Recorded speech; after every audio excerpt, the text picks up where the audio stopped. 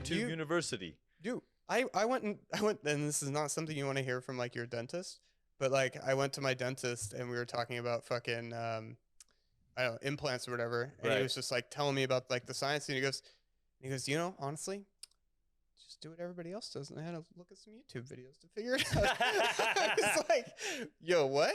Yeah. Like, you're about to get in my mouth right now with that thing? And you're like, you were looking at YouTube videos? Yeah. I mean, honestly, I think you can get full-on degree. If you put the time in and like actually also back it up with some text, you can definitely come out with a degree. If you verify that shit. Yeah. Well, let's do the fucking intro. Sucio Talk, hanging out with Chef Dalton Simpson. I worked with him at the restaurant at Meadowood, which is now burned down. R.I.P. Yeah, R.I.P. Don't know when it's coming back. Don't fucking ask me. I don't know. Fucking, what you been up to, man? What's the newest thing you've been doing? So, strangely enough, I took the first job since I started not cooking, working at a company that makes cultivated salmon. So, salmon grown without fishing or farming, different than conventional. And, you know, a lot of scientists that are a hell of a lot smarter than me working on it. But basically, like, taking cells of a coho salmon that, you know, the salmon gave their life for 4 years ago and growing those cells in perpetuity to grow, like, actual salmon fillets. How many salmon did it take to get all the samples that they needed to make the cell structure? Just one. One salmon. One will make salmon. How many salmon? As essentially, like, forever salmon. Forever salmon. So you only have to do it once per species. Right. So like this is like a coho salmon, and you can grow, like right now we're growing like, I think, you know, tens of pounds or hundreds of pounds a week. Right. And then like, you know, someday we could grow millions of pounds a week. It's like a sourdough starter. Like you're just building up your, you know, your starter of cells essentially and just seeding it. Right. A little bit in each batch. But that's you know, crazy. It's fucking wild. How long does it take to grow one salmon? So, you know, we're not growing like the whole fish, right? What are you growing? So we're just growing like a saku. So it's like sushi grade, like, you know, like when you go to the sushi counter and you like see that like nice block of fish. Yeah, yeah. Like that's what we're growing essentially. Okay. So uniformity, basically everything you'd want out of. That's the idea, right? Product. Like there's no, because the whole point is like there's no waste. So, you know, it's like I talk about this a lot, like especially at, you know, like Meadowood and everything else. Just working at those like world class and like 3-star restaurants, like you're getting in these whole fish, right? And Matt Orlando does like a really good talk on this, and if you haven't heard him, you should like listen to him talk about this. And he's like, if you're not using the whole fucking fish, that means like the head, the bones, the guts, then you should be buying fillets, whether you're a 3-star or you're a bistro, right? Because it's like you're disrespecting the fish. You're like, you know, the carbon footprint of that is ridiculous. And so like, this is, you know, I'm not like nobody at Wild Type, or like, I don't think anybody in the industry is like, oh, this is someday going to replace wild fish. It's like, hey, wild fish is super delicious. And like, we want to be able to eat that. But in order to like continue to eat that and like have those populations of wild fish, then like we need other answers. And right. So this is one of them. Okay. Doesn't really make any sense. I said at some point maybe you just fucking release a bear so they know what it's like to be a real salmon. Yeah, exactly. You're like, all right, like, does the bear know it's salmon? Exactly. Right? Like, let the bear listen. Hey, that's a fucking. I could be onto something. Could be onto something. We've taken this salmon that we've grown into a lab to bears. We're now instead of our sensory samples with like you know, humans, we'll do bears. Yeah. I think you know. I mean, because an animal will tell you straight up, no, I don't want that shit. I've seen bears like in Yellowstone though. They eat fucking trash. So yeah, like, they're like, oh yeah. Yeah, I feel like I don't know. Part of me are like those animals are fake. Like they have to be like you know, mechanical animals somewhere. And did you hear about this fucking, not to like just talk about, this is like a Bears podcast. Oh, it's all good. But the fucking, there's like a bear in Tahoe that everybody like knows his name. He's like Big Joe or something. And like he gets into garages. He like figured out how to pull up garage doors. Right. Goes into the freezer and like steals ice cream. Wait, that's a real thing? This is a real fucking thing. Damn. It's like, when do you think he found out that he loved ice cream? Yeah, I mean, some campsite. But then who brings ice cream camping? I mean, fucking people that go camping in Tahoe. Damn. You know, I mean, like, that's had to take as long a time as it took to But I figure also- out the salmon. I mean, You know what I'm saying? 100%. A bear, garage doors, human, grow salmon. Well, like, I'm like, I actually think it was probably easy for the bear, but then like the neighbors were like, wait a second, like they're like, did a bear come in and steal your ice cream? They're like, yeah, it happened to me too. Fucking Joe the bear. Oh, So man. Tahoe, don't pack any ice cream. Yeah, You know, what are you gonna seriously, do? That's the moral of the story. Fucking crazy. Well, you know, in Sucio Talk, we're gonna take it all the way back. Where were you born? I was born in Portland, Oregon. You know, Home of the strip clubs.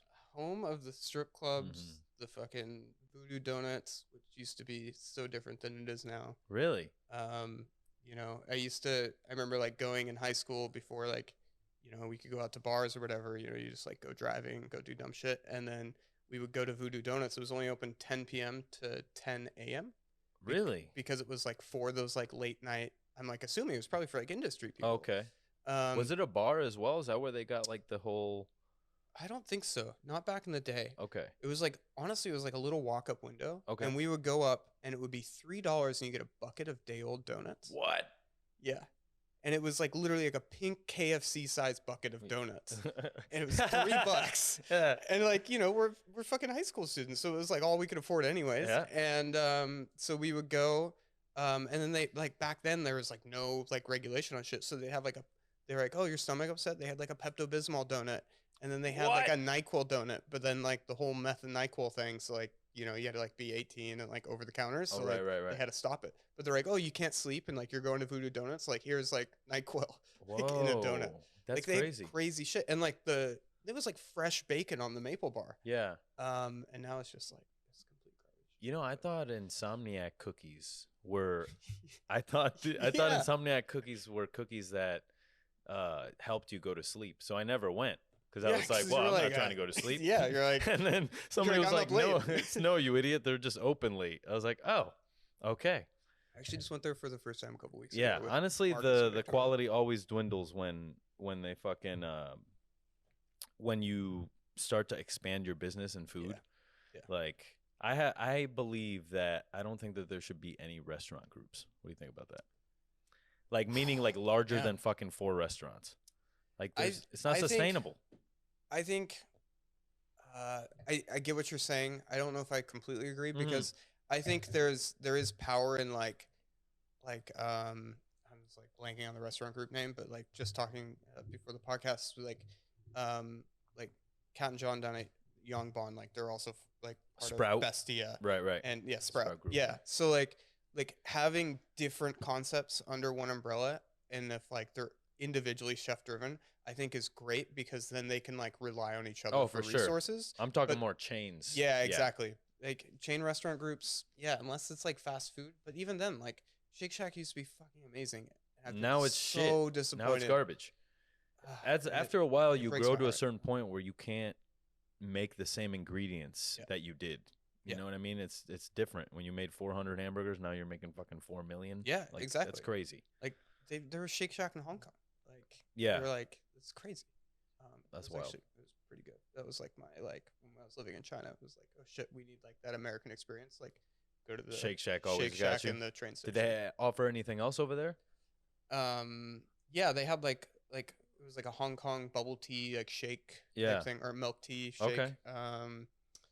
Yeah, they had a couple flavors that were different, but for the most part, it's pretty much the same. Dope.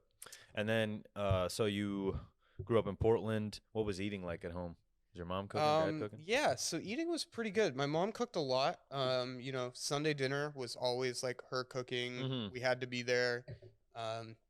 You know, no excuse. My grandparents on my mom's side were pretty religious.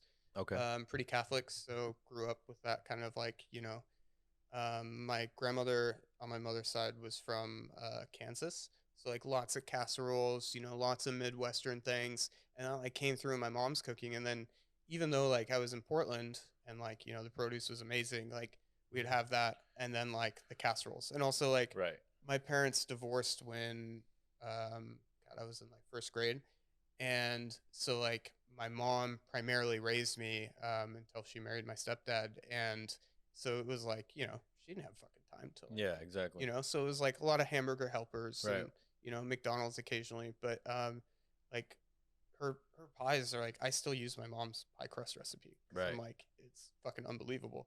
And then like I didn't realize how special this was, but like I remember like 9 years old, like going and picking raspberries and marionberries in the backyard, Right. and just like had like a little garden, and then like eventually like had like a pretty decent sized garden, and it was like, oh yeah, fresh tomatoes, and like I'm like, fucking tomatoes are gross, and you know, because I'm like thinking about like the tomatoes and hamburgers, and Yeah. then you're like, oh shit, this is It's fruit. actually good. Yeah.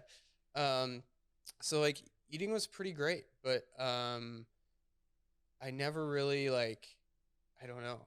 I never identified with like cooking necessarily. Until like I think high school, suddenly it was like, what are you gonna do with your life? And I was like in track, in band.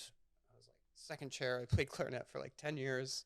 I was like the thespian president. Like I was like doing all this extracurricular shit, Right. but, like not thinking about like what I'm gonna apply. Like What you're gonna do? I think I had like a 2.8 GPA in high Right. school. Like fucking terrible. Actually applying to undergrad, and they were like, hey, like they're like, I don't know if you got them. I'm like, no. Like, don't worry. Like I just came out of the military. Like things will be fine. Yeah. So I never really had a plan, and you know, my dad, my mom, like she worked at the phone company. She worked at AT&T Word. back in the day, and like I remember like going to visit her and like seeing like these giant like fucking reams of paper like printing off like call lists, and like when you like that end scene from Willy Wonka when he's like typing into that computer, Yeah. and he's like, I'm like, that was like where my mom worked, and Right. I was like, what is this like magical weird place? Yeah. And now you're like, phone company, like who fucking Yeah. works at a phone company? Who knows? Yeah, I was like, I don't even think there are any. And then my dad, he was a barber, which gotta say, getting free haircuts all your life is pretty great until Yeah. you realize you have to pay for haircuts. Yeah. You're like, people pay for this shit? And then you started paying them for them when they're like $40. Yeah. And you're like, what the Yeah. fuck? Yeah, I go to my barber's house and I still have to pay him $40. Yeah. And he lives in fucking Dublin. Horrible. Yeah. But my dad was adopted, so I didn't have any family on his side. So yeah, he had no brothers and sisters, didn't know who her real parents were. Okay. So like I always like grew up with like this like, you know, mother side of the family. She had a big family, all Catholic. I have all my mom has 5. She's one of 5.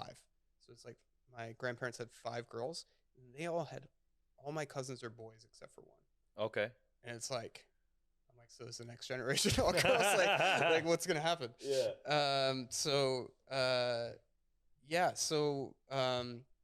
High school was like, you know, I don't think it's my parents' fault or anything, but like they never like pushed me to be like, what are you gonna do for college? Yeah. Or like, what do you know, blah blah blah. And Just let you figure it out. yeah, I guess. And I was already like, I was pretty motivated in things, and so I was just like wanting to get like, I was like a super fucking nerd all throughout high school, but like also was like using, you know, kind of like listening to Spencer, like using comedy as like a way to like relate to people. Yeah. Especially like when you're like kind of a weird outcast, Mhm. you know, nerd.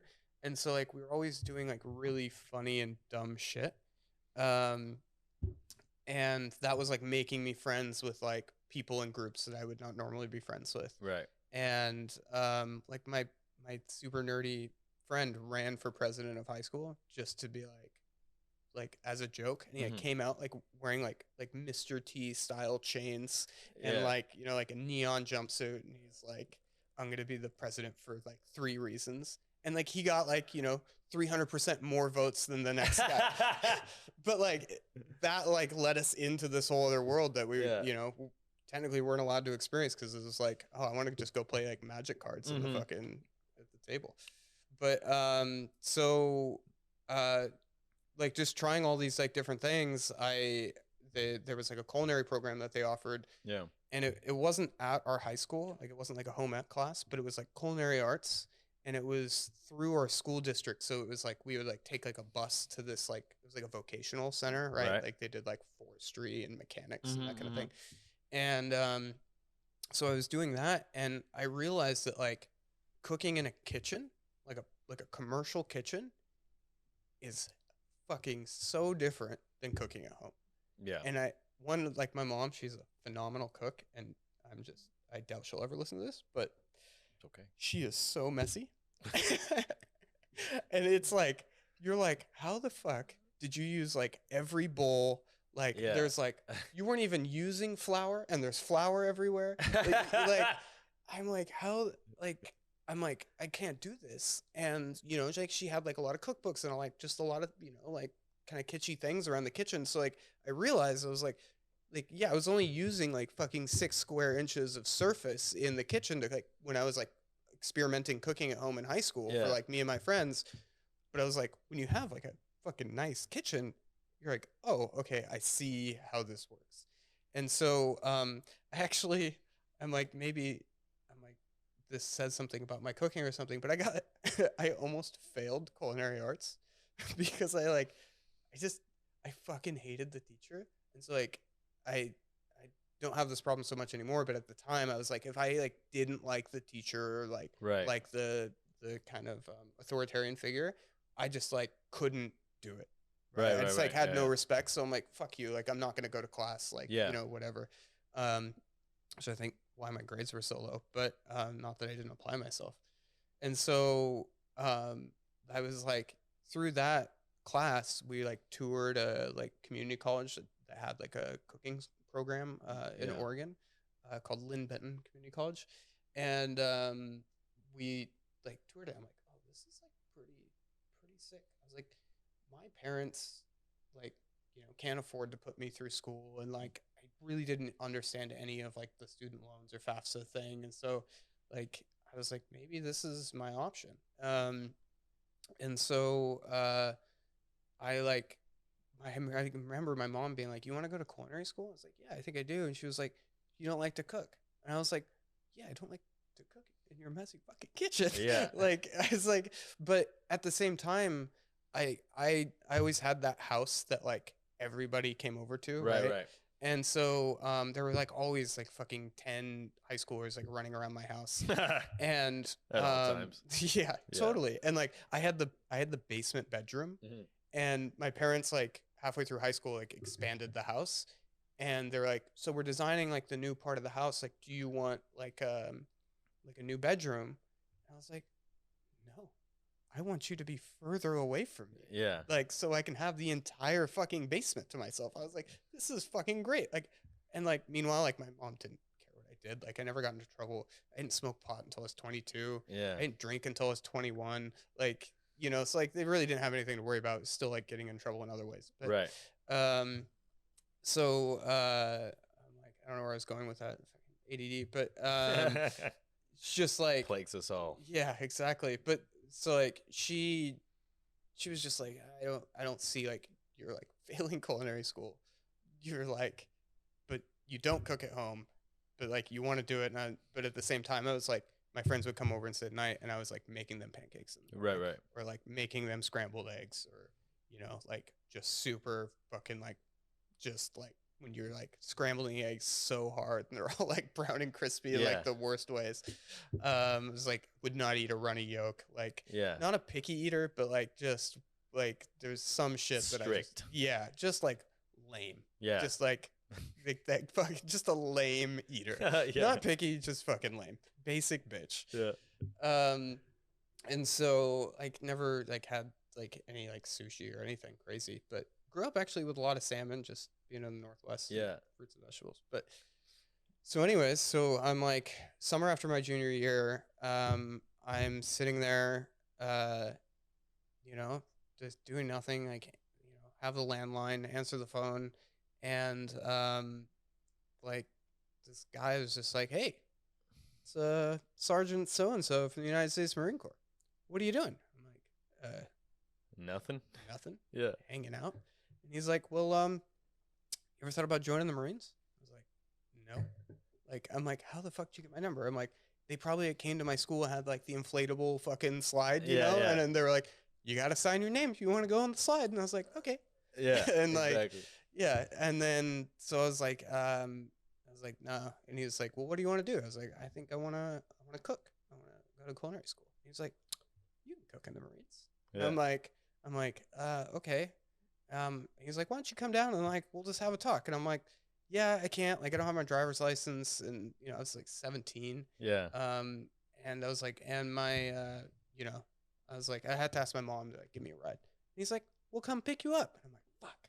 I've like tried everything to like weasel my way out of this. And it's like the U.S. government. So you're like, yeah, exactly. He's like actually outside, like just like watching me through my window. He's like, actually, you're home. Like you don't have anything to do. And I'm like, yeah. And I'm like, what? But so we go, so like I go in, and like 2 days later, I fucking signed up for the Marine Corps. And it was like, people are always asking me like, why'd you sign up? And I'm like, I kind of don't know. Yeah. But like, it just happened so fast. And what was the procedure like? Like what were the qualifications? Like, why did you qualify? Well, to be a cook, like, fucking like just sign your name. Yeah. Like, so you take this test called the ASVAB. Right. So you take, so it's kind of crazy. So you sign, this is kind of a funny story. So you sign tons of fucking paperwork, right? Because you're signing your life away. And it's like 3 inches of fucking paperwork that you're like signing every form. You're like using your other hand to like you know, draw on the last one. You just like can't write anymore. And you know, they're like, this says like if you die, like your family gets this amount of money, and then like, you know, if you lose a limb, it's only this much, and like blah blah blah. And you're just like, yeah, whatever. And I'm fucking 17. I'm invincible. Yeah. And so so you're like going through this, like you sign all the paperwork, and then you go to this like medical center, and it's you know, it's where all the branches of service like use, and you take like basically like these like stringent physicals to make sure you don't have like, you know, scoliosis, asthma. They make you do this thing called the duck walk, and to make sure that it's like something with your ankles, and you're like, it's so weird. You're basically like squat down, and you grab the inside of your ankles, and you walk across the room. And there's something in your movement that if like you don't do it right, you have flat feet or something, then like you're fucking out. And it's like really weird and really gross, but like you have to do this. And so then you sign more paperwork, and then like you do the whole like swear in thing. But I was like 17, so like I had to get my parents' permission. What were they thinking? Were they like, hey, you want to join the Marines? Whatever. My mom's like, nah, I don't know. Like this is 2003. Yeah, okay. We just went to Iraq. Yeah. Like, so my mom was like, nah, but like, also like my mom's just like not one to like really like tell you what to do. Anything. Yeah. My dad, who was like stationed in Korea during Vietnam, was like, fucking no way. Right. He was like, absolutely not. But my mom was like my parental figure. So my dad didn't have any say. Right. Even though like he was the loudest voice. So, and just like on the paperwork, I'm like signing it all, right? And like finish it and go swear in. I'm like, as I'm swearing in, my like recruiter comes in. He's like, hey, real quick. You know, and they call you by your last name. He's like, Thomas, come here real quick. He's like, is your first name Thomas or your last name Thomas? And I was like, my last name is Thomas. He goes, oh, we got to sign all that paperwork. Oh. He thought your name was Thomas Dalton? Yes. Son of a bitch. And I get that so much. Like, it happens to me fucking once a month at least. It's really funny.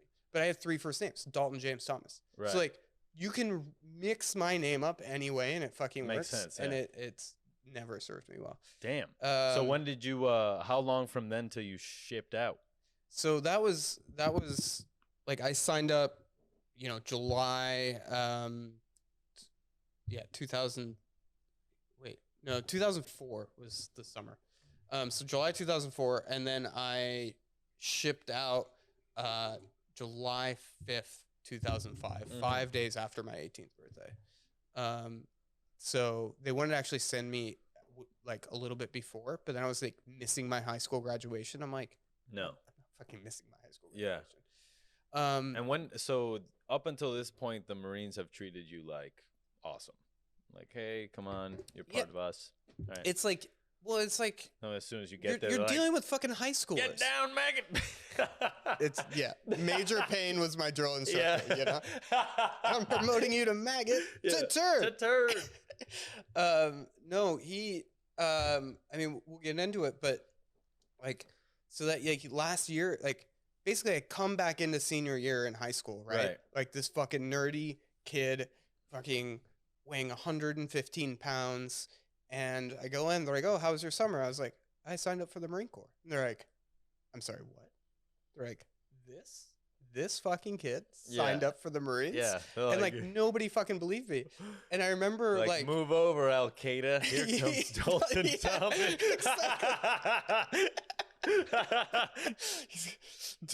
Dalton's gonna fucking kill Bin Laden single-handedly. Yeah, like, oh man. So like the summer, like so senior year, I was like, I need to get like a job to like make a little bit of money. Yeah. Like I haven't worked at all, and you know, except for like fucking, you know, mowing the lawn for people and that kind of shit. And so I applied at Taco Bell because there was like a Taco Bell like within walking distance of my house, and the manager said he wouldn't hire me because he wanted long-term commitment. And I had put on my resume that I was joining the Marines in a year.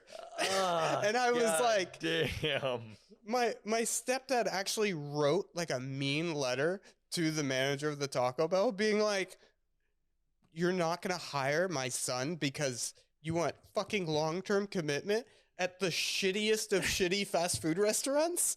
Like, the fuck is wrong with you? Meanwhile, it was like all friends from high school working there. You know, like it was just everybody in my high school worked at that fucking Taco Bell.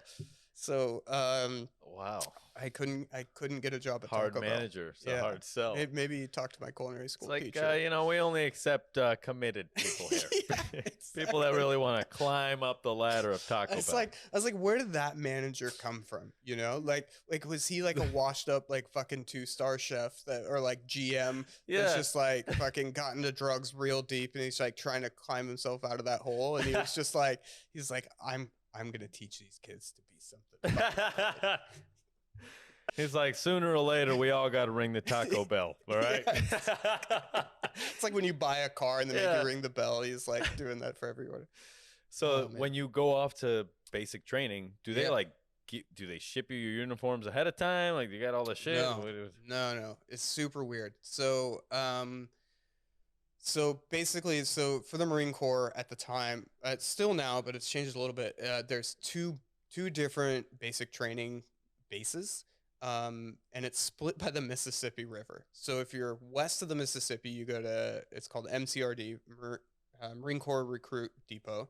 And that's like literally if you fly into, I was just in San Diego a few weeks ago. And I saw it and I was like, so weird.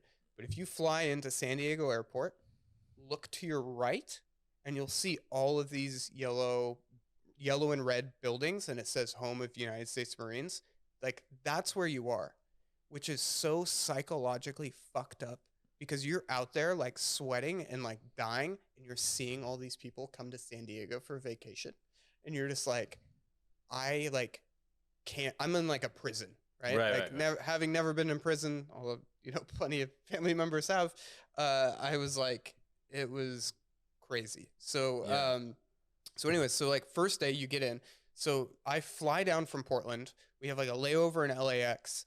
We have like 30 minutes and you have like a $10 food voucher to like get your last meal at the fucking airport. Right. And I remember some kid that was like on the plane with me. I'm there with like 8 other people from Portland that are like flying out this week. And I don't know any of them.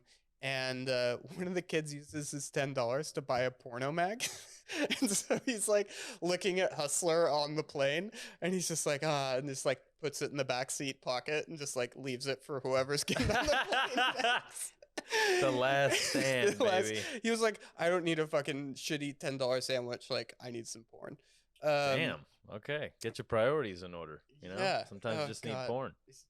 I mean, don't blame him for the next fucking 3 months that we had. Yeah. So Marine Corps boot camp is 3 months long and segregated. So all the other, although they have changed that a little bit, I believe, all the other branches are co-ed.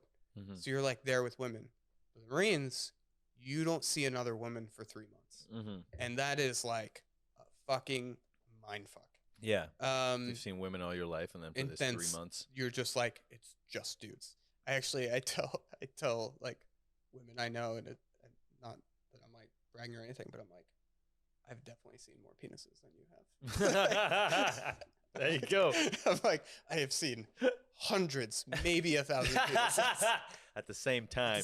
We used to have to pee 3 to a urinal because like you have 85 people and they all need to use the bathroom in 30 seconds. And so you're like 3 stacked up in one, like not the like Florida fucking like, you know, not the tall urinal, but like the little like bowl. Yeah. And 3 people in it. You're like, yo, boot camp is terrifying. So you get in, you fly in. The first thing they do is you stand on these like yellow footprints, is like kind of iconic. And they like kind of tell you what's going to happen for a little bit, but basically everything's like a secret because they're like, you don't need more information. And so, the first room you go into, I believe, is, they shave your heads. So everybody gets like their head immediately shaved. You're still in like your regular civilian clothes called civvies. And then you go into the next room and everybody strips naked. You put your clothes into a box and then they hand you like tidy whities and like a green like t-shirt, like a green camouflage t-shirt. And then you get your uniforms. But your uniforms don't fit. They're just like giving you random uniforms and like you get more later. And then you're like filling out paperwork. You're getting like shots. Like when we had to get our shots, you're like going down this row of like nurses and there's one person on each side of you and they're giving you like, you get 6 shots. They give you 1 in each arm immediately. Then you go in and then they just like draw blood. I like just started throwing up in the trash can because it was like so overwhelming. Like haven't fucking eaten. You were up for 36 hours before they let you sleep for the first night. Just to like really mind fuck you. And like you're like standing in this big room. They're like making you like stand on one knee. The thing with the Marines is like everything you do in boot camp is like training. So the way you stand is like the way you like stand at attention. The way you kneel is like the way you would kneel holding a rifle. You know, the way you carry your book is the way you would carry a rifle on your shoulder. Like all these like little things that are like so I think applicable to like 3 Michelin star like work where you're like they are maximizing efficiency and like muscle memory so that like you are like all of a sudden like when you have a rifle in your hand instead of like a book or like, you know, a stick or something, like you already know what it feels like and how to hold it. So I will say like the first night you're like laying in bed. I was in the top rack or bunk, sorry. I'm like laying there and I'm like, what the fuck did I get myself into? Yeah. I was like, suddenly it just hits you that like you're not at home anymore. Yeah. And like no one can save you. So you get one phone call that first day that's literally, Mom, I'm alive. I made it. I'll call you in a month. And then you hang up. And that's all you get. And like you have to tell your parents like, hey, be near the phone at this time because like I'm going to call you, right? Like, I mean, cell phones were around, but like not super popular yet. So I was like calling the landline. And so I like 3 months of boot camp in San Diego. So you spend your first month is like training down in San Diego. Then you spend like your next month of like field training. You go up to Camp Pendleton, which is like an hour north. And that's when you do like all your like rifle training. That's where they say like you become a Marine because you do this thing called the Crucible, and it's a 2-day hike. You hike, I think, 50 miles in 2 days with like a full pack, and like your drill instructors are like running. Like your drill instructors have a voice that is like everybody like went through boot camp can now do a fucking drill instructor voice. It's this like guttural because you're like screaming so much, you're like tearing your vocal cords, and you can't really like, scream anymore, but you're just like so throaty and like you know, like gargled. So like you just like have these drill instructors just like everything you do, somebody is yelling at you, right? Like fucking boot camp is 3 months of the funniest shit you've ever seen in your life. It's like these guys that can just fuck with like essentially high school kids, you know, or like early 20 somethings with like no recourse, right? Like watch, if you haven't watched Full Metal Jacket, the first 17 minutes of Full Metal Jacket are 100% boot camp accurate. It was filmed down in Lejeune, which is like the East Coast camp. Right. Arlie Ermy was like an actual Marine, an actual gunnery sergeant. Like it is verbatim like what it was like. These like giant squad base. I remember they used to like, we had these like fucking foot lockers with all our shit in it. They would make us take all the padlocks off and dump all of our clothes into the middle, and then they would mix it around, and then they would tell us to find our clothes because like we had like stitched our name tapes, and they would just be like, you have 100 seconds to find your clothes. 100, 99, 98, 97. And you have like 85 people, and you like, it doesn't happen. Yeah. But everybody just like puts their random shit into the fucking, you know, into your like foot lockers to like clean up and like be back online. Everybody's like standing at attention, and they're like, okay. And then like the next morning when like you're jumping out of the wrecks to like, jumping out of the beds to like, you know, stand at attention, like make sure everybody's there in the morning, you'll see people and you'll be like this super skinny guy, and he'll be like wearing like the tighty whities of like the fat kid, and it's like fucking balls are hanging out. You're like, yo, dude, like I can't be fucking looking at this right now. Yeah. Like I'm just like trying to focus. I'm trying not to die. Like what is happening? Yeah, it's just like, you know, I had this drill instructor that would be like, you know, there's like constantly yelling at you, and then he would snap his fingers at your face while he's asking you questions. And so he's like, and like you're not allowed to say me or I. It's like there's no individualism, right? It's this recruit, right? Like they really like break you down mentally to like build you back up, and like make you work as a team, right? Like there's so many of these, like, you know, there's like kids that like don't take instruction well, and like, you know, hate any sort of like authoritarian figure, and, you know, haven't worked on a team before. And so like they're like breaking everybody down to be like, the only person you can hate is me. Like they're like, you can only hate the drill instructor, because if you all hate the drill instructor, then now you all have something in common and you'll all work towards the same goal. Right.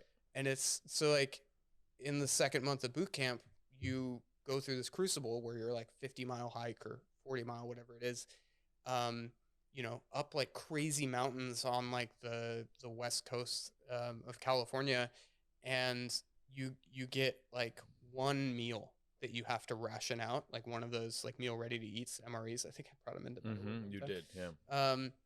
So you get one of those over 2 days. Meanwhile, you're like hiking 40 fucking miles. Right.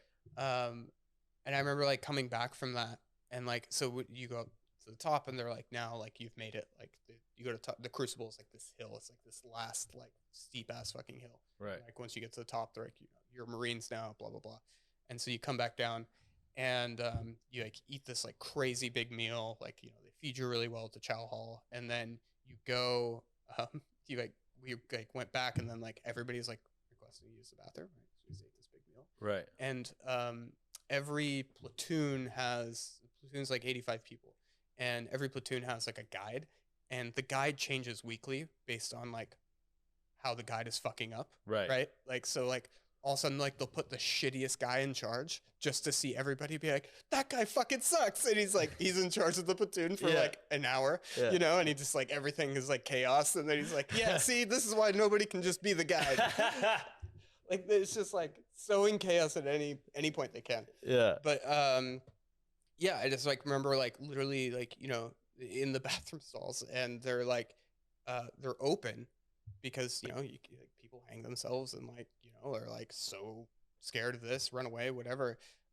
So the bathroom stalls are open. This guy's just like, you have like 30 seconds to poop, and he's just screaming at people while they're trying to poop. And you're just like, where am I? Where does this happen? How is this like a real thing? And like, I've like never shared these stories before, but I'm like, it's just the funniest shit being screamed at that you need to poop faster. Like, that doesn't happen anywhere.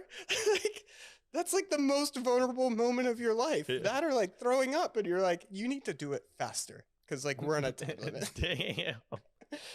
Oh man. So what happens if you don't poop fast enough? They just take you off the toilet?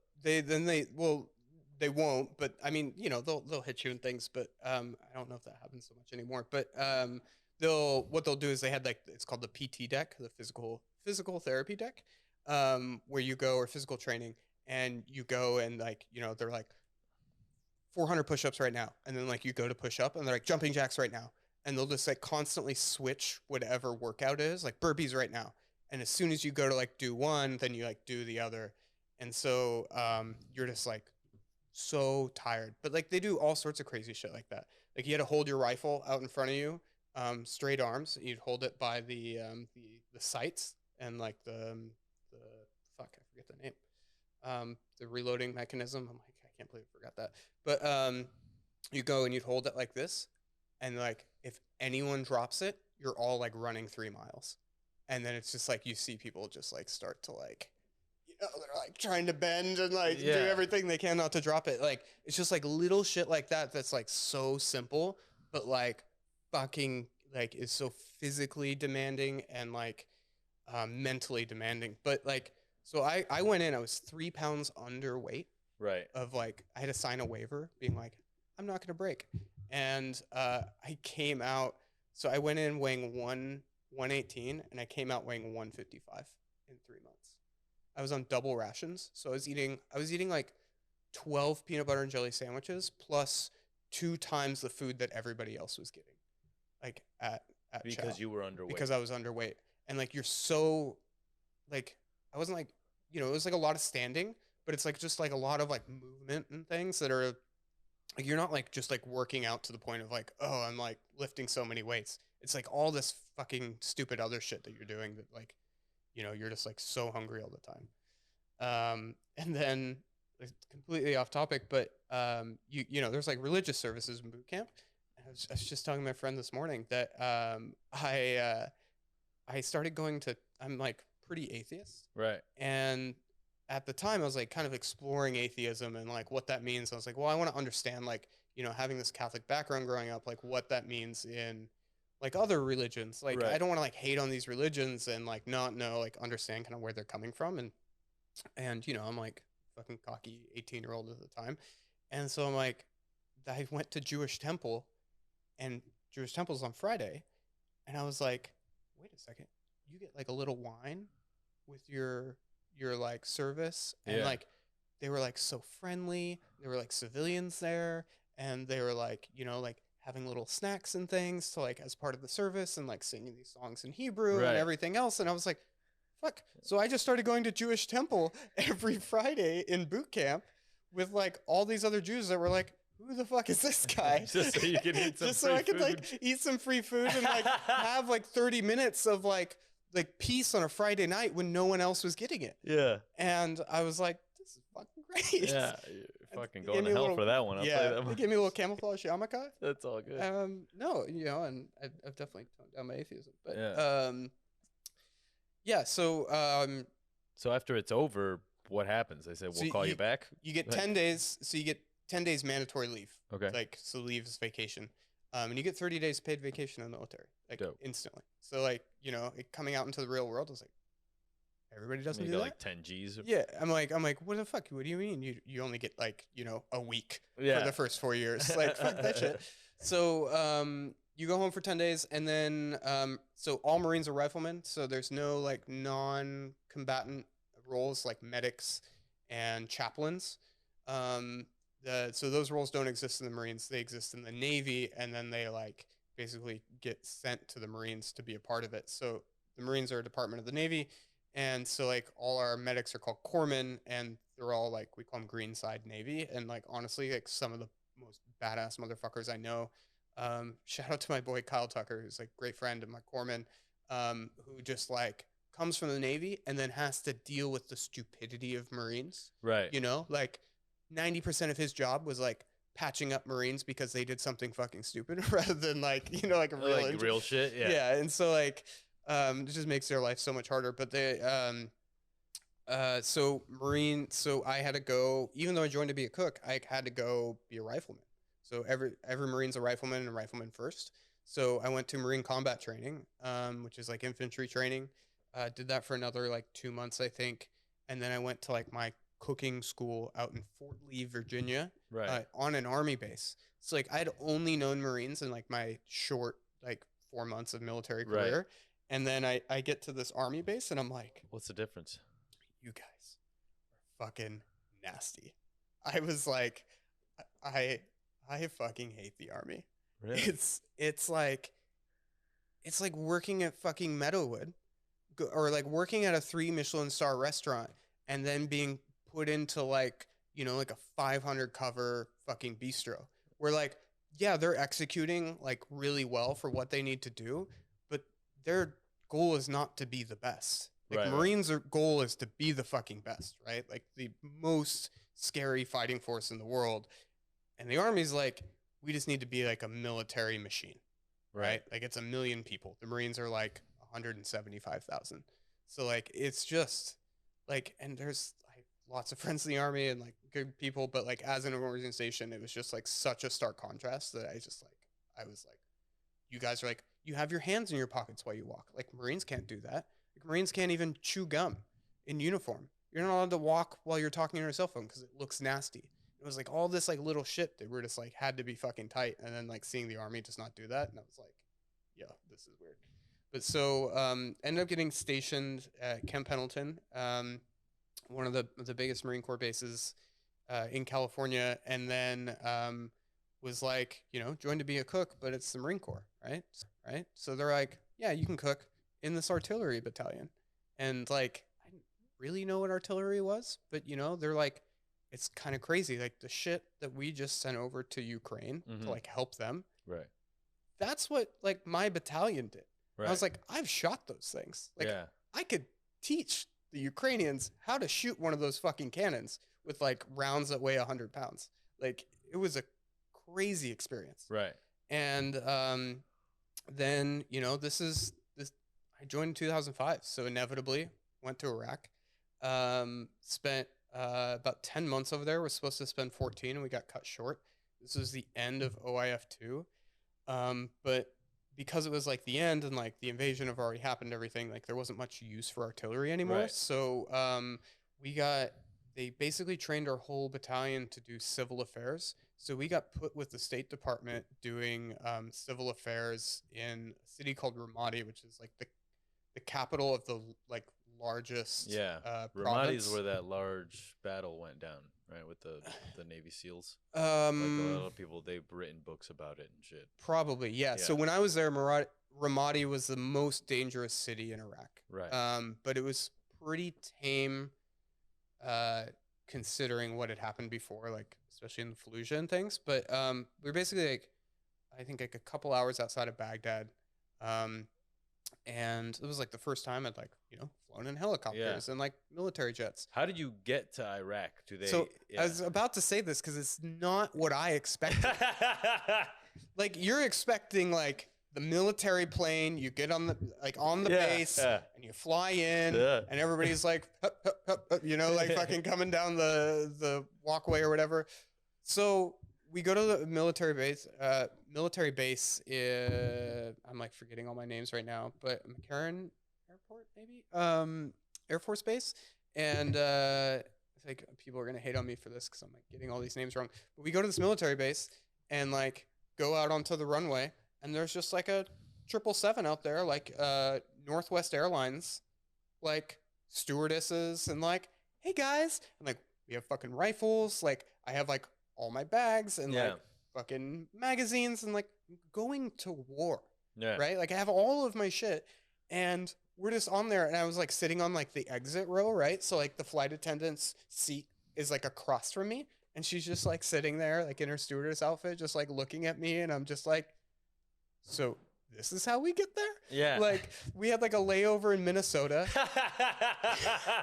We're like in the terminal. The Marines didn't fly you direct, son? No. What is that? The Marines are the cheapest military. Like we get the hand-me-downs from the Army because they're like, we can't afford this shit. Like we got to be scrappy. Yeah. And so like literally when they're like, oh, computers, I'm like, it's a fucking abacus. That's not a computer. Like, so we're like in the terminal and they had to close it off to like the public because like we had fucking weapons. So like we're like at McDonald's, and then we had another layover in Amsterdam, which I'm like, really?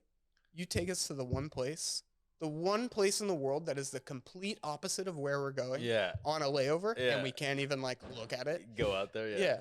So so we fly commercial all the way into Kuwait City. Okay. Which is like a beautiful, you know, there's lots of oil money, so it's like it's like Dubai, and people Okay. don't really talk about it like Huh. that. All right. But it is like a crazy cityscape and like very high quality of life for most people. You know, I'm sure there's lots of problems like there is in Qatar, but from what I saw, it was like, you know, very intense. And then there's like also a huge base there because like this is where everybody flies into. So there's like, you know, the Iraqi McDonald's on base and Subway. I actually have a Subway Iraq t-shirt. Dope. And it's like certified Subway customer on the back, and there's like a dancing sandwich. It says Subway Iraq, and I'm like, oh yeah.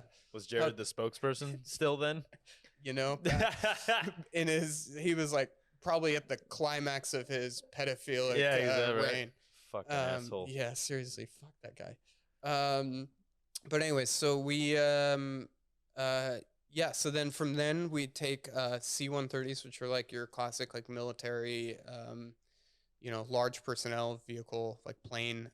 We fly into Al Taqaidam, which is like has a big landing strip, another big base, and that's actually in Iraq. So that was like the first time to get to Iraq. We were there for like a couple days. I think there was like a sandstorm or something, you know, visibility. And then we took helicopters because the base we were going to was pretty small. So couldn't fly planes into, so we had to take helicopters. So we took helicopters. You know, which is like helicopters are pretty fucking cool. Yeah, they're dope. I went on one last year for the first time, and I was like, damn, this is crazy. Yeah, it's fucking crazy. You know, and we're like in it with like, you know, like the back doors open. Right, yeah. And there's like people hanging out and like, you know, like hanging out like with the, you know, the machine guns. Yeah. Like, you What's know. the conversation like? And nothing. You can't hear shit. Nobody's saying It's so hot. Yeah. Because there's like no air conditioning, and you're like, you know, it's like 130 degrees, and then you're just like all this like oil and like fucking exhaust and shit. It's just like in there, and everybody's just like, I just remember being like, please don't let this thing how is this the hottest thing ever? Like it's like hotter than a Finnish sauna. Like it was so miserable. Yeah. So then we get to our base, and I ended up being like a turret gunner and like vehicle commander on like I think over 2,000 missions. Did you ever get into combat? So we took artillery fire. We went over an IED that didn't go off, like a roadside bomb that didn't go off, thankfully. But there were like some stray shots and things, but I was never directly shot at. Okay. But we did 1 month into being there. It was like pretty early in the morning, like getting ready to go on a mission, and there was this explosion that was like cannot describe, like broke windows, like just like this, you know, crazy explosion. Like your ears were ringing and shit. Like the whole thing, and it wasn't like I was fine, right? Like I was so far away from it, like I knew it at the time, but it was just like the fact that it was that loud where I was like, what was this? Yeah. And a dump truck filled with gravel was coming through the base, and they like the whole thing was full of explosives, and they like put some gravel on top, and the Marines had tried to stop it, and it killed I think 5 Marines and 1 Navy corpsman 1 month into there, and that was the unit that I was attached to. And you're like, oh, this is real. Like this isn't, you know, it's like it's still hard to comprehend. You're so young, you haven't experienced anything like that. You go through all the training and whatever, but like you're like these like saw that right there, and like it's fucking crazy. Did your Marine training help you deal with that shit psychologically, like on a therapist level? No, you like so you're scared all of the time. Like the one of the things like my drill instructor said was like your butt doesn't stop puckering until you land on American soil. Right? Like everybody's like so tense. Right. But you get so accustomed to it, and like the air raids, and like I actually remember, so they have these things called they had these basically like they take when they're building the walls, they take like big they just like fill up bags of sand, and those are like the temporary walls until they get like the T walls or like concrete barriers up. And so like I remember like we'd have explosions, right? Like go off or like mortar fire or whatever. And then like everybody's like ducking for cover, and the Marines were getting up on the berms to be like, where'd it come from? Like I like that was the difference in the Marines. I remember like getting into a truck one time with the Army, into these vehicles called MRAPs, which is like a cross between like a Humvee and a tank. It's kind of weird, but super big trucks and full of armor. And the turret gunner is like looking down, and we're just going on a mission, this personnel carrier. And my gunnery sergeant is standing next to me, who had like been through like 5 tours in Iraq, like was like on mortuary duty in Fallujah, like the craziest, like most badass and also like sweetheart of a person. You're like, this guy has done some shit, you know? And this like little like cute fucking 18-year-old like Lance Corporal Army guy is like up there, and he's like, all right guys, so I'm just going to give you a little bit of lay of the land here. And, you know, if we start taking fire, I'm going to need you, sir, to hand me ammunition and, you know, blah, blah, blah. And he goes, listen, we start taking fire. I'm pulling that emergency cord. You're getting down here and you're handing me fucking ammo. And I was just like, he was just like, oh, like, what do I say to that? Yes, sir. Yes, sir. Okay. That was so funny. But, you know, we had a good time. It's crazy to say, but like you're under this like crazy hostile environment, but like my fucking interpreter Yusuf, who was like this Jordanian guy, was like, I never saw him eat. All he drank were like these nicotine energy drinks called Tiger. Nicotine energy drinks? So you get addicted to them. What the fuck? They're called Tigers. They sell this shit still? I'm sure. And cigarettes. He would like smoke these cigarettes that were like illegal to buy because this guy they're like drank nicotine and smoked at the same time. Yes. I never saw him eat. He was so skinny. And he was just like, I have like all these fun pictures. He was like, well, I want to hold your gun. And I was like, okay. And so like we just like trusted this, you know, he was just like a fucking kid that like happened to speak Arabic because that's where he was born. Right. And so like, he was just like such an amazing guy and like really good friend. And so like, we have all these pictures of like him holding like the 50 cal, and he's like, like, look how badass I am. And, all this, and just like with his fucking just chain smoking, we actually went to this one guy, and we had to like have meetings with this like head of hospitals a lot, and we would make bets on how many cigarettes he would smoke in an hour, and he would literally finish a cigarette and have another one lit in the other hand and just like keep going. So dude would just smoke like 12. Like I think the record was like 20 in like a 3-hour meeting. Oh. Dude. Inside, you know, he's just at his desk. He talked like Bela Lugosi and Dracula. He was like, so what are we going to do about the women's services? And you're just like, it was so funny. The mayor of Ramadi was Mr. Spacely. Yeah. Was like we had names for everybody. It was Tell me this. You said you were segregated in the training. Were you segregated on the base? So here's the interesting part. So because we were artillery battalion, which means we're technically infantry. So at the time, no women in infantry roles.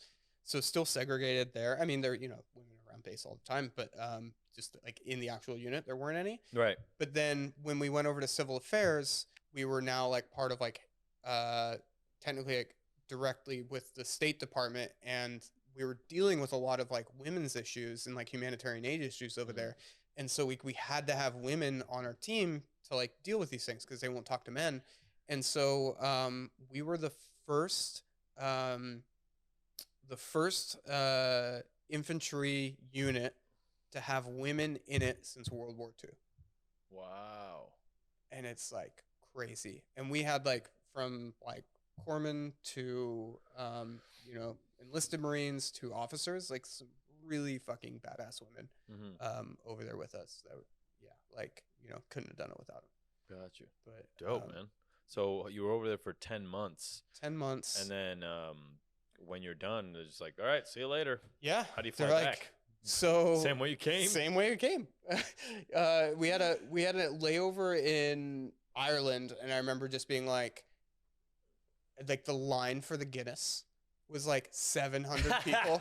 You know, we get in at like 12 a.m. or something, and this like poor Irish woman just working her shitty fucking airport job, Yeah. and this like plane of 700 Marines that haven't had a beer in 10 months are like you're the only person. You're just like, she's just like, oh my god, like she probably had to see therapy after that night. Like, damn, it was wild. But what is that like coming back on that plane, like with all those dudes that like literally escaped with their lives? It doesn't hit you right away, you know. It takes a while. I think you see a spectrum of it, and I mean, we could talk about the darker side of like, I was just talking to Marcus about this. Like, I'd say every 3 months I know someone that kills himself. He was saying that. Yeah, and so like that's not normal, but like for us it's kind of normal, and that's like fucked up that it's normalized. You know, I think the thing is like, especially with our missions over there, we were doing a lot of humanitarian aid, like a lot of like visible good work for the country and the people over there. Yeah. And coming back, you're like, I spent my 21st birthday in a chow hall in Iraq where like my friend lit a cigarette as a candle and put it in my cake and sang me happy birthday. And it was like, and I like spent, I think $25 million, like me and my team. I had 8 people under me. I was 22 directing these fucking kids to like lead the most intense missions of your lives. And then you come back and you're like, so back to normal. It's like, it's a huge mind fuck, right. You know, even driving on the highways is like, they have to train you for like, your gun is like not next to you all the time, and that's okay. So like, if you wake up in the middle of the night, you're like, where's my rifle? Like, here's how to deal with it. Or like when you're driving on the highway, people can cut you off or like get up next to you because, you know, when you're rolling in a convoy, like no one's going to get fucking close. So like all these like little things that, you know, are very obvious, but it takes a lot of adjusting, and it takes months to get back into it. Right. But so I came back, I had like 6 more months left on my enlistment, and you're like, your first enlistment, you're required to like at least think about re-enlisting. And you know, this is 2008, we're like, Afghanistan's getting like pretty strong at this point, so they're paying people extra to re-enlist. And I was like, I really want to go back into cooking, and like, you know, like actually, like, I was like, I want to like go to culinary school now. Like I have right. I have the GI Bill, like I want to like do this. And I remember like one of my higher ups was like, well, like let's see what positions are available in the military. And he was like, what do you want to do? Like, just, you could do anything in the Marine Corps. What would you want to do? I said, I want to cook for the President of the United States. And he goes, well, so I can't promise that. Like, that's not like something I can just give you. Yeah. You're like some 22-year-old like fucking piece of shit, and like the president's like has a fucking badass chef, right? Yeah. And like, this is 2008, so like Obama had just been elected, right? Right. And so I was like, okay. And so he came back to me 2 days later, and he's like, so I couldn't get you that, but what I could get you is being a private chef for a 4-star general, and we'll like send you to culinary school and like all this, and you'll just like travel around with this 4-star general who's like stationed at the Pentagon right now.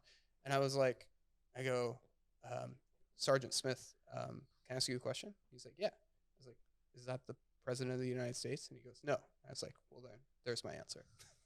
I was just like, I'm fucking out, man. Yeah. Like, I'm not doing this. So I left summer, July 4th, Independence Day. Right. It was my last day in the Marine Corps. And then I left I was like, I'm going to culinary school. So I applied for French Culinary Institute.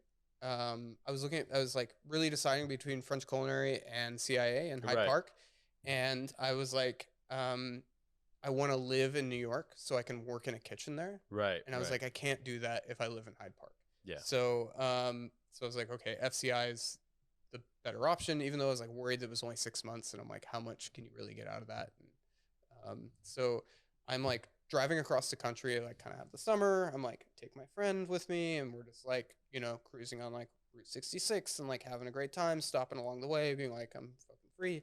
And, I'm in Louisiana staying with a buddy of mine that I was in the military with that was like home on vacation in Baton Rouge. And I'm like staying there, and I'm like, it's funny, he has no idea about this. I'm staying there with him, and I like get a call from the GI Bill being like, or like the VA being like, hey, so like culinary school is not part. That's not like a real school. You can't use the GI Bill on culinary school. And I'm like, what? Mm-hmm. And I'm like, moving my entire life to New York, which I'd like been to once on vacation, and I was like in Louisiana, being like, I have no money. I'm like, I have like maybe $2,000 of savings from Right. like, because I bought a fucking brand new BMW for all the money I had in Iraq. Yeah. Because that's what you do when you're 22. For sure, dude. You just risk your life. Yeah, exactly. Fuck it. Don't regret it. I love that car. Yeah. And like driving across the country in a convertible. And so I'm like, what the fuck am I going to do? And I was like so depressed. Like, my friend was there with me, and she was just like, I don't like even know what to say. Like, I'm so sorry, all this. I'm like, I don't know what to do. And so, last minute, I like finagled a way to get into like a shitty private business school in New York, because the thing with the GI Bill is if you're going to school full time, they'll pay rent based on the zip code of the school. Oh. So I was like, which is like the only way I can make this work without like lining up a job and like all this other shit. Right. And so I go out there and like thankfully like borrowed some money from like my grandma to like pay for like the deposit on the apartment, and like I get out there and I'm like just taking business school classes, and I'm like, fuck it, because like I know I want to work in restaurants. I know I want to like see this through, but at the same time, like business is like never going to be a bad idea. So I take like basically like a year of business school. This is, during the recession. So like restaurants aren't fucking hiring. I can't find a job. Just like basically living off of my GI Bill payments and like still having like a pretty decent time in New York. Mm-hmm. But not really like doing a whole lot. And, they changed the rule the next year that like you can go to culinary school.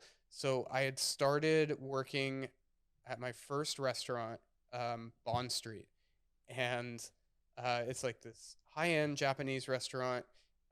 They do like 300. They do even more covers now, but at the time they were doing like 350 covers on like a busy night. There were like 3 floors, like 2 main dining rooms, like a lounge below. Like really just like quintessential New York restaurant. I got there, it had been around for like 8 years. Yeah. Like it had already been like pretty well established, and like it's still there today with like shout out to Mark Spitzer, who is like my first like chef mentor. Like why the fuck he hired me, I can't figure it out. But I show up there with no cooking experience. I don't have culinary school like even on the books yet.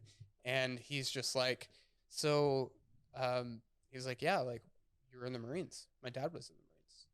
Like, you got the job. That's it, baby. And I was like, okay, great. And then for like the first 2 months, I was like fucking up everything, right? Like I'd never cooked in my life in like a professional capacity. And he was just like, like going down every day. Like I remember like one of the guys that was like on the line with me, I was like on Cold Station, like it's like a New York kitchen, right? So like we had to pass, if I was on Cold Station, I had to pass it all the way up through Sauté to like get to the end where Expo was. And like, so like all my dishes went by every fucking line cook to get to the end. So like they saw the fucking garbage I was producing, and like, it was all super like simple. Like you don't go to a high-end Japanese restaurant and like order the fucking salads. Yeah. Like, and like that's like the station I had, and like oysters, right? And so so we're like, I remember like Arturo just being like, he was on Sauté at the time, like young kid, and he goes, what's slower than a turtle? Like we need to think of an animal slower than a turtle, because that's what Dalton is. Yeah. Like, just getting shit on, right, by like all these like fucking awesome Central American like line cooks. And the first 2 months, nobody would yell at me, because they were like, this guy just got back from Iraq. If we yell at him, he's going to snap and fucking kill us. What? I mean, shit, I'd probably say the same shit. Yeah, totally. But I just thought it was so funny. I'm like, no, treat me like one of you. Like, Yeah. I'm not anything. Like, I'm like, what the fuck am I gonna do? And so, like, I think like I was at Bond Street for like 6 months, and then I got into culinary school, and so I didn't quit my job at Bond Street, so like this is what I wanted to do. So I was like taking the day classes at culinary school. You know, it was like 9 to 3, and then I would like walk. It was like a 20-minute walk up, and so I would start at 3:30, and then I would work until 2 a.m. and then like rinse and repeat. Right. And at the time, I'm like, and I remember like a friend of mine, really good friend of mine now, who was in culinary school with me. He was just like, "How do you work doubles like 5 days a week?" And I was like, "What are you talking about?" Like he was like, "Will you like go culinary?" I'm like, "Yeah, but like this culinary school is like a fucking joke. Like it's fun and like whatever." And he's like, "Yeah, but you're like acting." I'm like, "Yeah, okay." But like I just didn't realize it at the time. Like I think maybe just being out of the Marine Corps, like I was like, this is like pretty chill, normal, yeah, or normal. You know, restaurant life was still definitely hard, and so like 10 months into my time, like I'm like starting, you know, I'm like about to graduate culinary school. I'm like, what am I gonna do?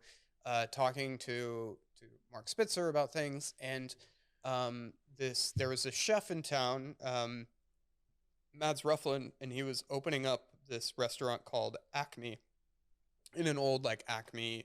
He called it Acme because that was like the old restaurant space. It was a block away from Bond Street, and so he was like, "Hey, like while his restaurant was being built, like came over and he was like, "Hey, can I like use your space to like do like tastings for investors and things and blah blah blah." And so like I was like in the kitchen sometimes like prepping, and this guy's like making this food that I'm like, what the fuck is this shit? Like I've never even seen this, right? And like at that time, like I like went, it's funny, like Andreas, like I went to eat at WD-50. Yeah. Like he was definitely working there. Yeah. Like you know, it was like right after Alex Stupak left, and like so like I was like getting all of this like awesome like, you know, culinary inspiration from like all of the amazing like modernist restaurants in New York City at the time. But I was just like working, you know, just like trying to bust my chops at like a fucking real restaurant. Not that those aren't. And but like being like so interested in it.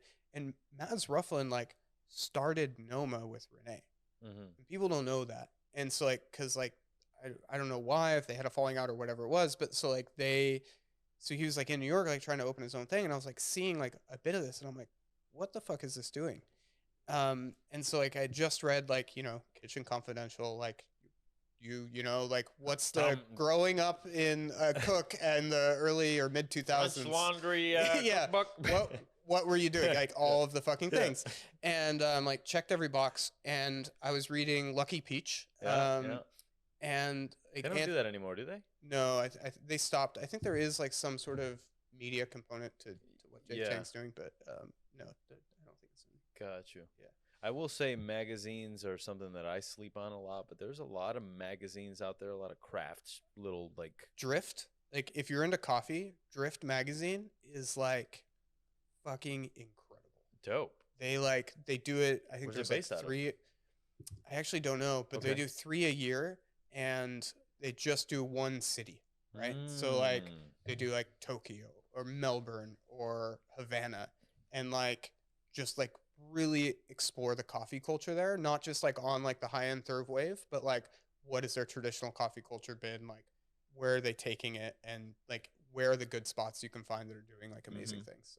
So, that's like one of my favorite magazines. But so reading this article of Lucky Peach, and Bourdain is talking about, he's like having a meal at El Bulli and like with Dave Chang and like all those guys, and he goes, you know, somebody asked me recently like what, like after culinary school, like what's the best piece of advice you could give like a new cook? And Bourdain said he's like, the best piece of advice I think I can give is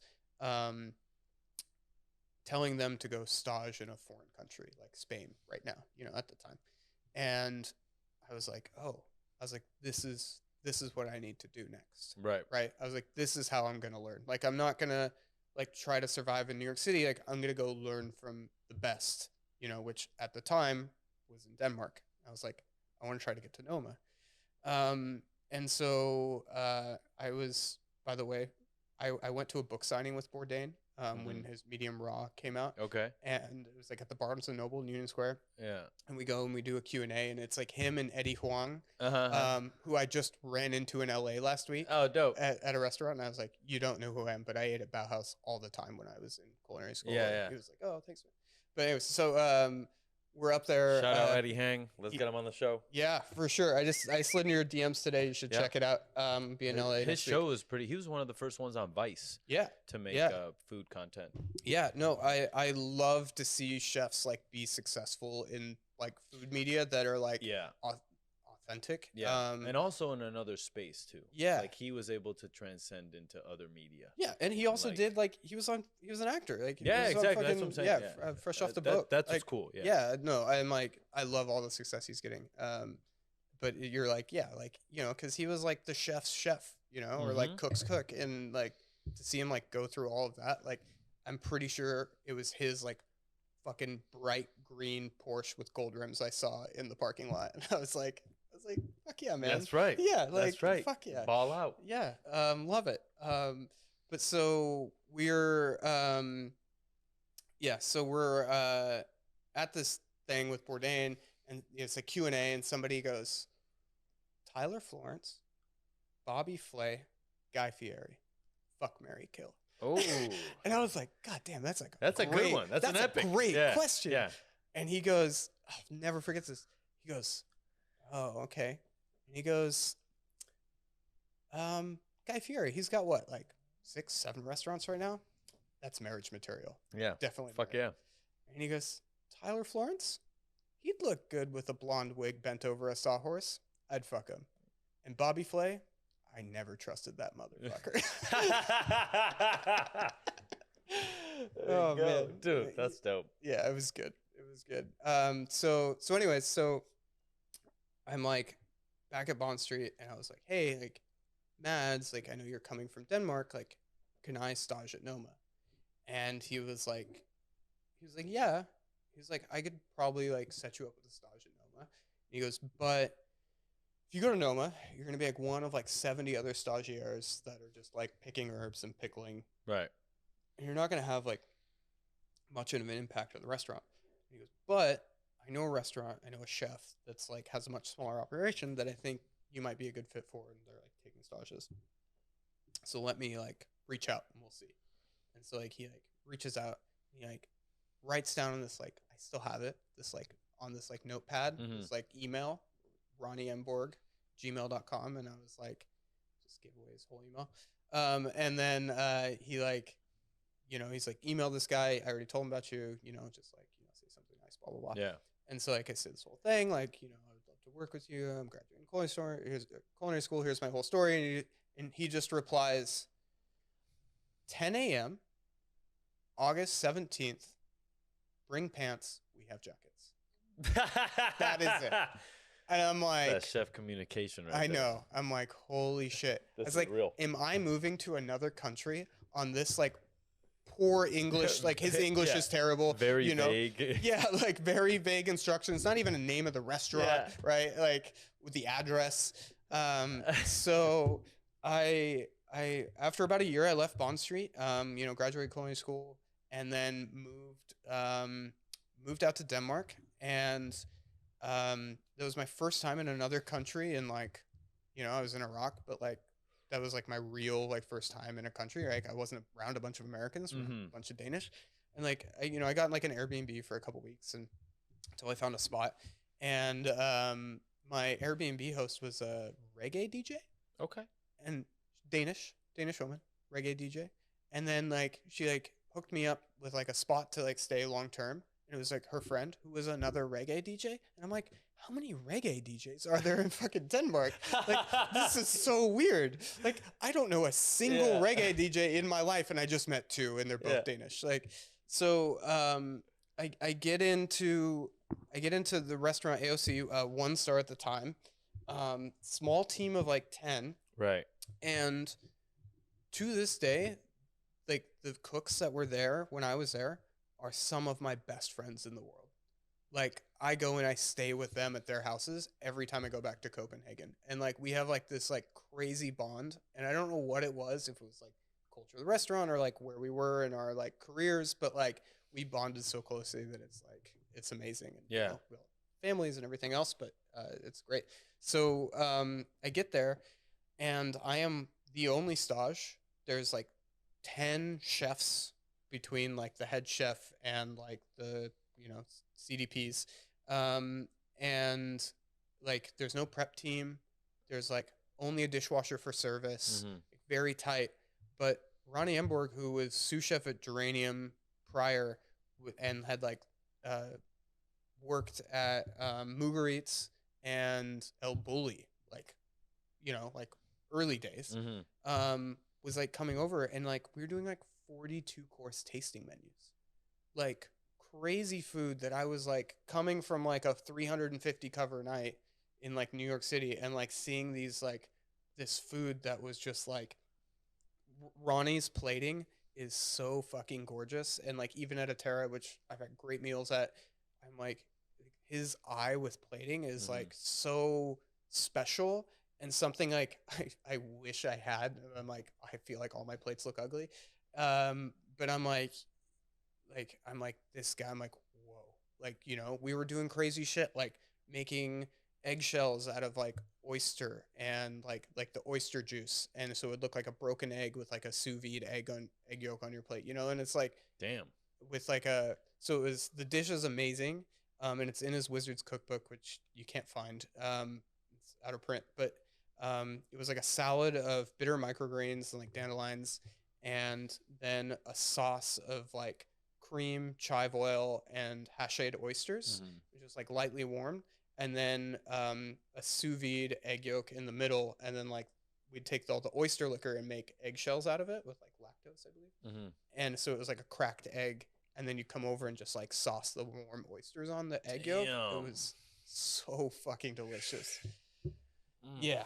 So like, doing all this crazy shit, like making walnut ice cream that like didn't melt, and like, so much liquid nitrogen, and like getting that like experience. And then like after probably 3 weeks of my stage, like one of the people like needed a day off, so they like let me run garde manger by myself, and I was like, didn't know what the fuck I was doing, like dope. So stressed out, right? But it was like such a close team that like everybody was there to like help each other out. And so by the end of my stage, I was like one day a week, I was like working a station by myself, granted, like everybody there was like helping me like pick up the slack and like fixing my mistakes, but like I don't think there was one Saturday night that I didn't come home before the sun went up, because we were just like out in the back on milk crates, like drinking warm beers behind the restaurant, and like until 7 a.m. That's right. The best like, nights, man. The best fucking nights. We still talk about jokes we made on those milk crates, like they still hit. So I was like, I'm like, Denmark's the best place in the world. Yeah. When can I start? And he's like, I actually can't offer you a job because like I'm leaving for another project, but like nobody knows that yet. It's like none of the cooks. Very chef-like. Yeah, not the owner, like nobody knew, right? And so he was like, but when I open that, like I'm gonna need people, so like we'll keep in touch. And I was like, okay. So I went back to Portland, and I was like, I totally skipped something, which the summer after I was in New York, before I went to Denmark, I had like 2 months that I needed a job in Portland. Right. And so I went back, and I was like, I was like staging at a couple, like Le Pigeon, which is like a, pretty solid restaurant at the time. It was like one of the best in Portland for fine dining. And I was like, I'm a fucking badass cook. I worked in a restaurant in New York City, and I went to culinary school in New York City. And this motherfucker like comes and looks at me, and he just like hands me like 6 giant ass red beets and goes, I need you to brunoise these. I was like, I'm gonna die. Yeah. Like I spent 7 hours making the shittiest brunoise ever, right? Like you might as well have stuck it in a fucking RoboCook. Yeah. And he was like, Pock Pock's always hiring. And I was like, oh, okay, I'll go over there. And so I spent like 2 months at Pock Pock. I worked every station in 2 months, which like they have like a customer front station where you're like making papaya salads by order. And like Andy Ricker was still there. This is like right before they opened up their New York location. Right.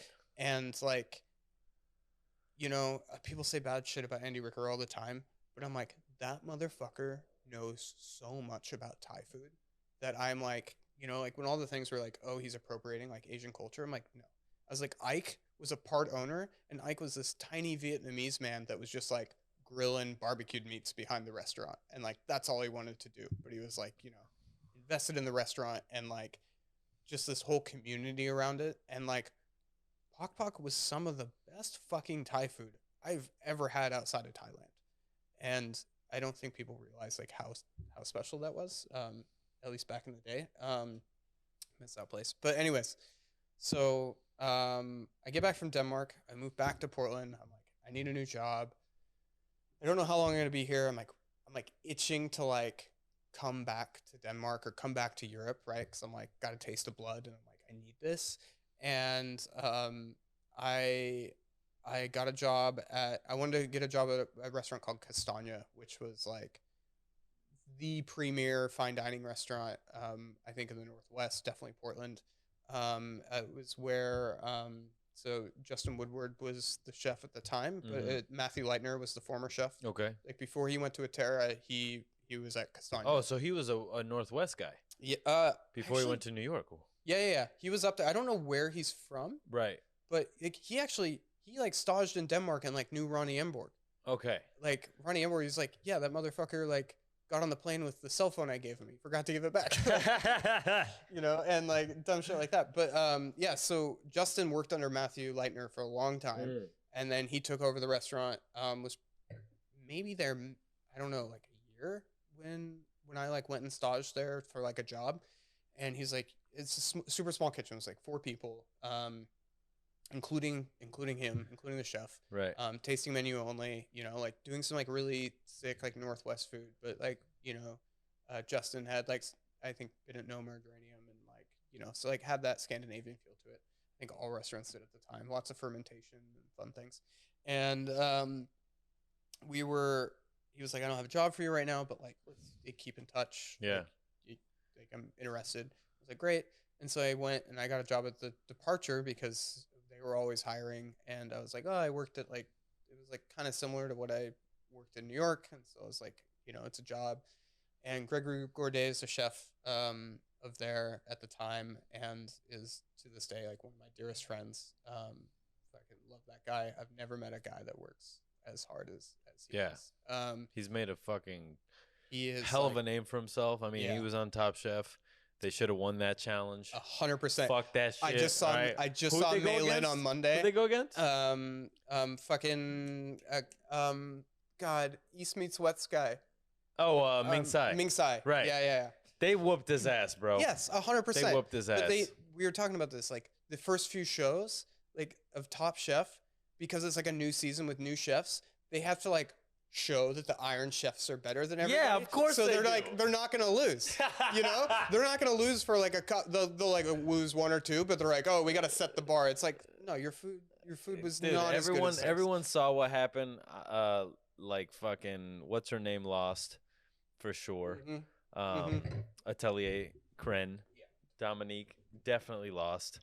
And then there was some shitty ass technique I watched a lamb being cooked in that I was like, this is trash. Yeah, I was like, and then what the fuck are you doing? And I mean, I know he knows better, but I don't know if it's the time crunch. Look, I've never done that show, so I can't talk. But at the end of the day, I remember when Costa was on it. I know what I saw. Cat Cora. Yeah, exactly. You know what I mean? If I saw Cook doing that, I would have been like, yeah, I'd have been like, no, excuse me, chef. Like, why don't we get another pan? Yeah. Why don't we break this up a little bit? Yeah. Why don't we talk about this? Like, yeah.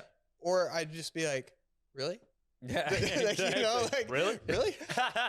I'm not mad. I'm just like, I'm impressed. You know, like, how did you? I gotta say, man, whole wheel of my cheese? mom, born and raised in Puerto Rico, just figured out really. And that is her response for fucking everything, dude. It's like a blessing and a curse that she figured it out this late because now she's gonna like use it even more. Dude, it's fucking horrible. Oh, I was man. like, God damn it, I don't need that. You're shit. like, I don't. You give me enough yeah, shit. Please, like, you don't need stop. anything else. Yeah, it's great. But yeah. Where the fuck were we? Departure. Gourdet. Yeah. So I was working there for like fucking a couple months, and like somebody left Castagna, and they were like, hey, like Justin's like, I got a job for you. And I was like, he was only at departure for like a month. I feel it was very short, which is I think why Gigi and I are still very good friends, because I didn't really work for him. And so we like go and I like leave, and he's like, you know, it's like a high volume restaurant. He's like, all right, like good luck, you know, keep in touch, right? Portland restaurant industry super small, so like you know, saw him a lot still, and went and worked at Castagna, which was amazing because it was like a small team, and like I was on meat roast within like a couple months just because of how tiny the team was. And you know, it was like pretty simple at the time. We're doing like a lot of sous vide things, so it was like you can't really fuck up copa when you're like cooking it sous vide, you know, 56-degree water bath for 2 hours and then searing it on the plancha, right? Yeah. Like with a delicious sauce, like you're gonna be great. Yeah. But really, that's I think when I really started to appreciate amazing produce. Like we had this guy Sheldon that only grew us beets. That's all he did. And you're like, fucking beet farmer, you're like expecting Dwight Schrute, and it kind of was. But like these beets were like dinner plate sized, like rainbow, and were like so sweet and juicy. You're like, how the fuck is this crazy guy growing these beets? Because I've never had beets. And you're like the fact that these beets are delicious are like making me like rethink who I am as a person. Yeah.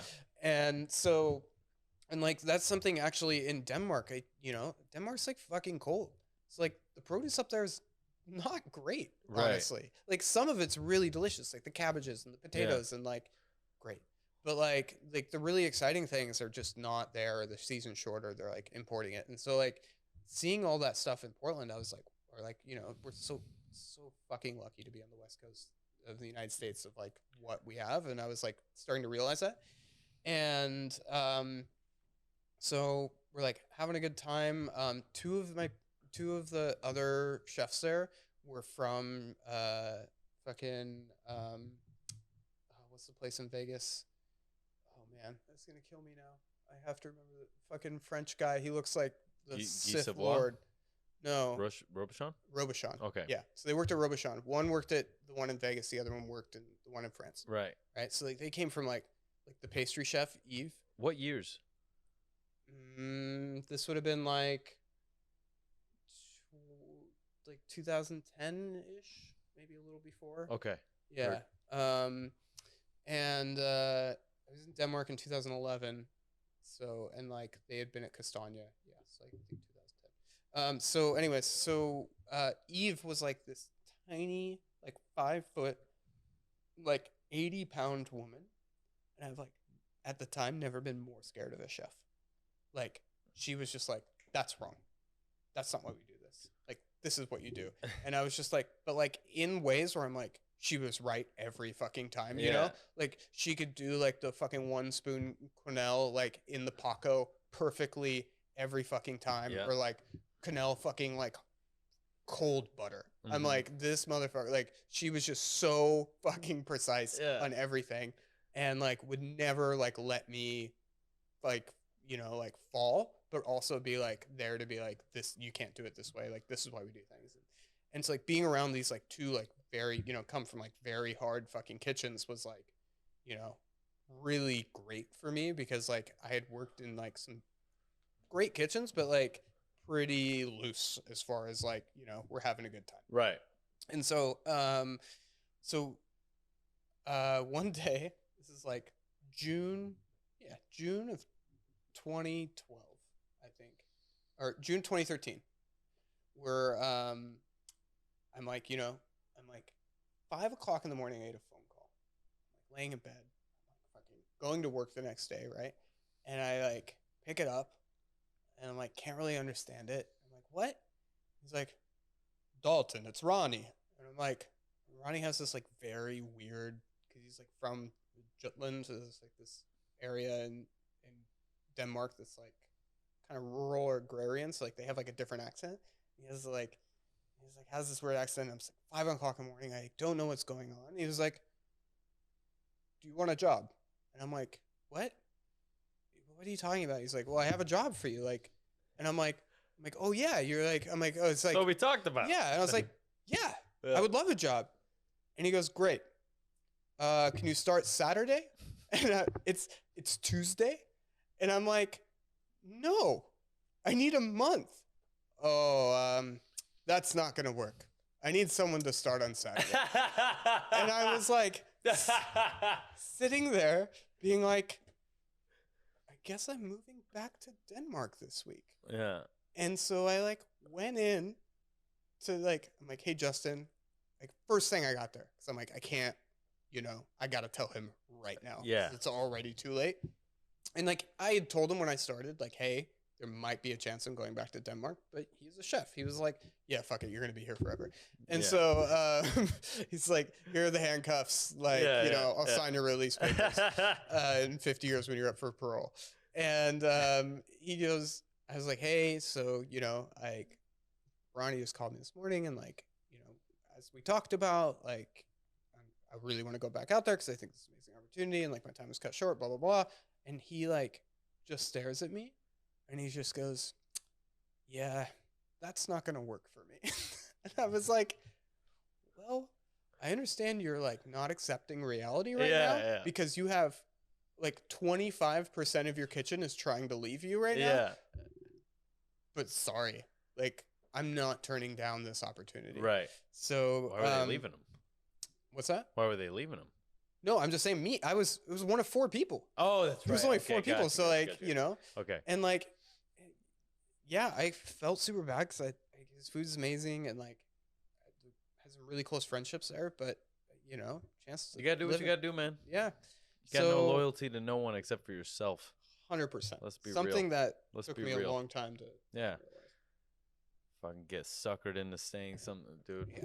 So I go through so I go back to Denmark, help open up a Marshall at the d'Angleterre Hotel, which was amazing because like it was like fine dining.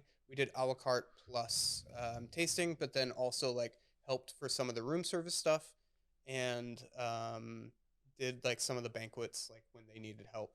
But I was on pastry. Right. So this was like I think never worked pastry before.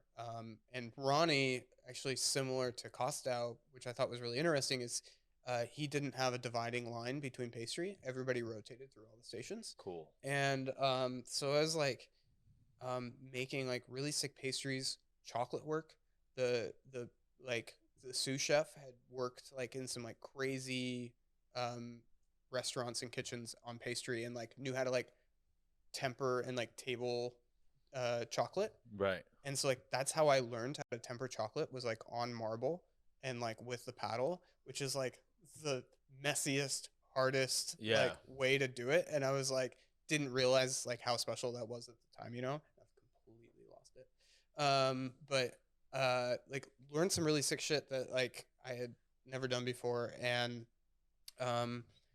so I'm like applying for work visa. I'm like going above board, like doing all these things. But this is 2013. Like Noma's kind of like, at its peak, right? I don't know if it had gotten restaurant number like first in the world yet, but it was like around that time. So like everybody was coming to Copenhagen to fucking work, and so it was like really hard to get a visa to like because like Copenhagen or Denmark's like we're good.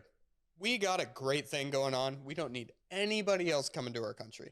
And like, then you have like this flood of fucking chefs that are like, but like your food scene's amazing. And like, we really want to come to your country. So it's like the way you got around that, like the visa process was like, what is special about you that like somebody in Denmark can't do the job for? Right. Like that's how you get your work visa, which is really hard when everybody's flying around the world to come here. And so every like week I was going into the visa office being like, hey, is my visa ready? Is my visa ready?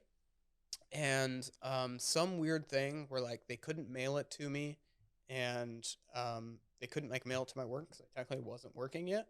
So like I was like going in and then one day I just like go in and they were like, so your visa was denied 2 weeks ago.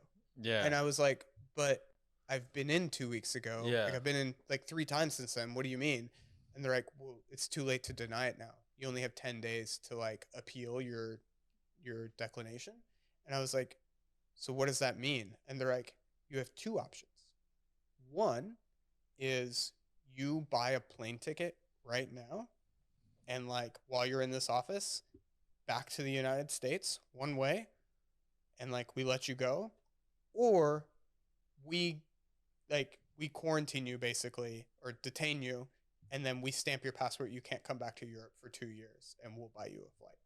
And I was like, what?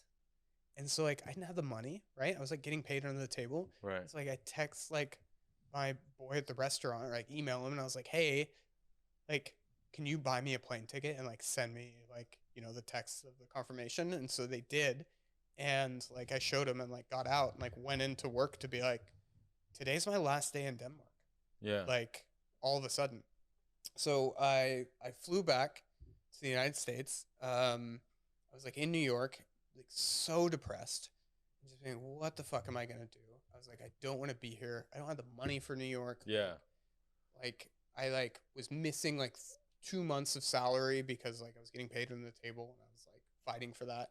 And my buddy who just came from Tom Aiken's Kitchen, which was a 1-star in London, was like, I can get you a job there tomorrow. And I was like, fuck. I was like, I have enough money to go to London and like get a hostel for a little bit until I like start getting it. And like I was like looking up the visa restrictions, and I was like, oh, it seems pretty easy for Americans.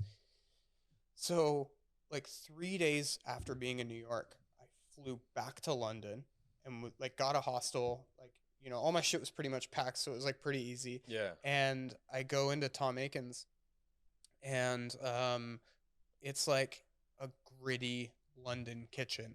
Right. And like we're in the basement, it's like super like almost ladder like stairs to get up to the dining room, and like these waiters are carrying these fucking trays of like these crazy, if you've seen Tom Aiken's food, Yeah. crazy food.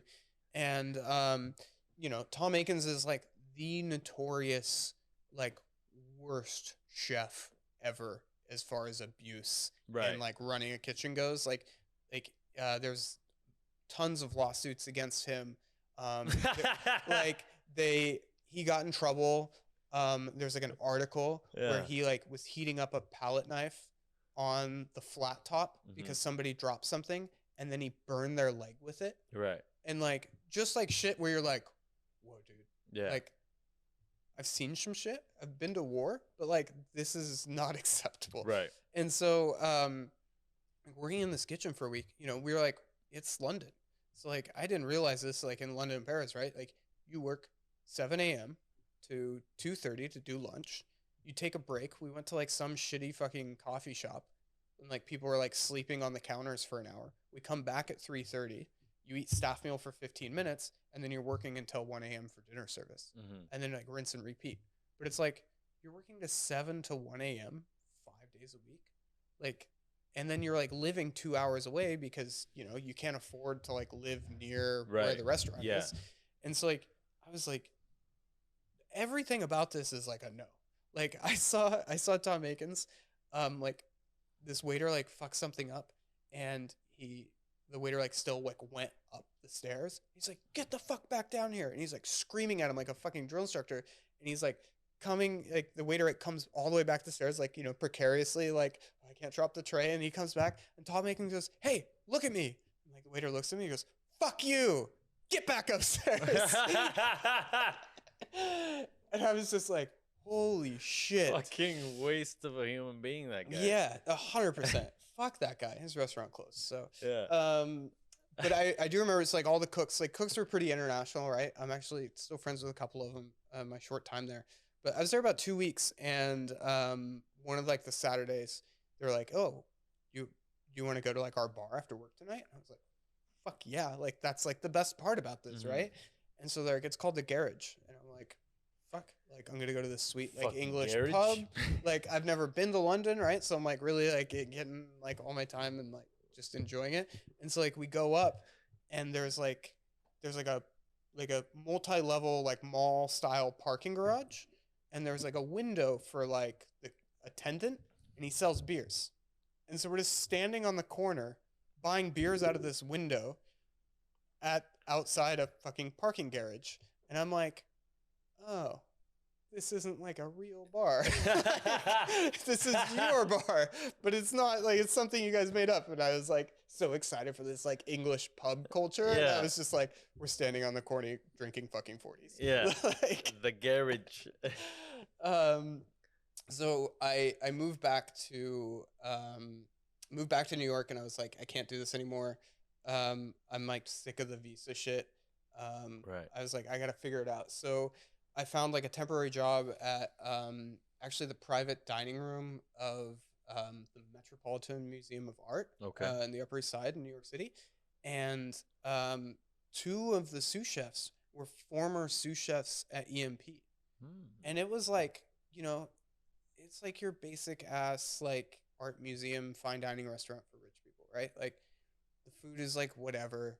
It like, especially just coming off like hot off the heels of Copenhagen, like it just like wasn't exciting to me at all. And I couldn't figure out why these like two sous chefs from like EMP were like working here, right? Right. Like, what happened that you're like working here? But like the only two things that were like really amazing about this was the first is I started working brunch service, which fucking sucks.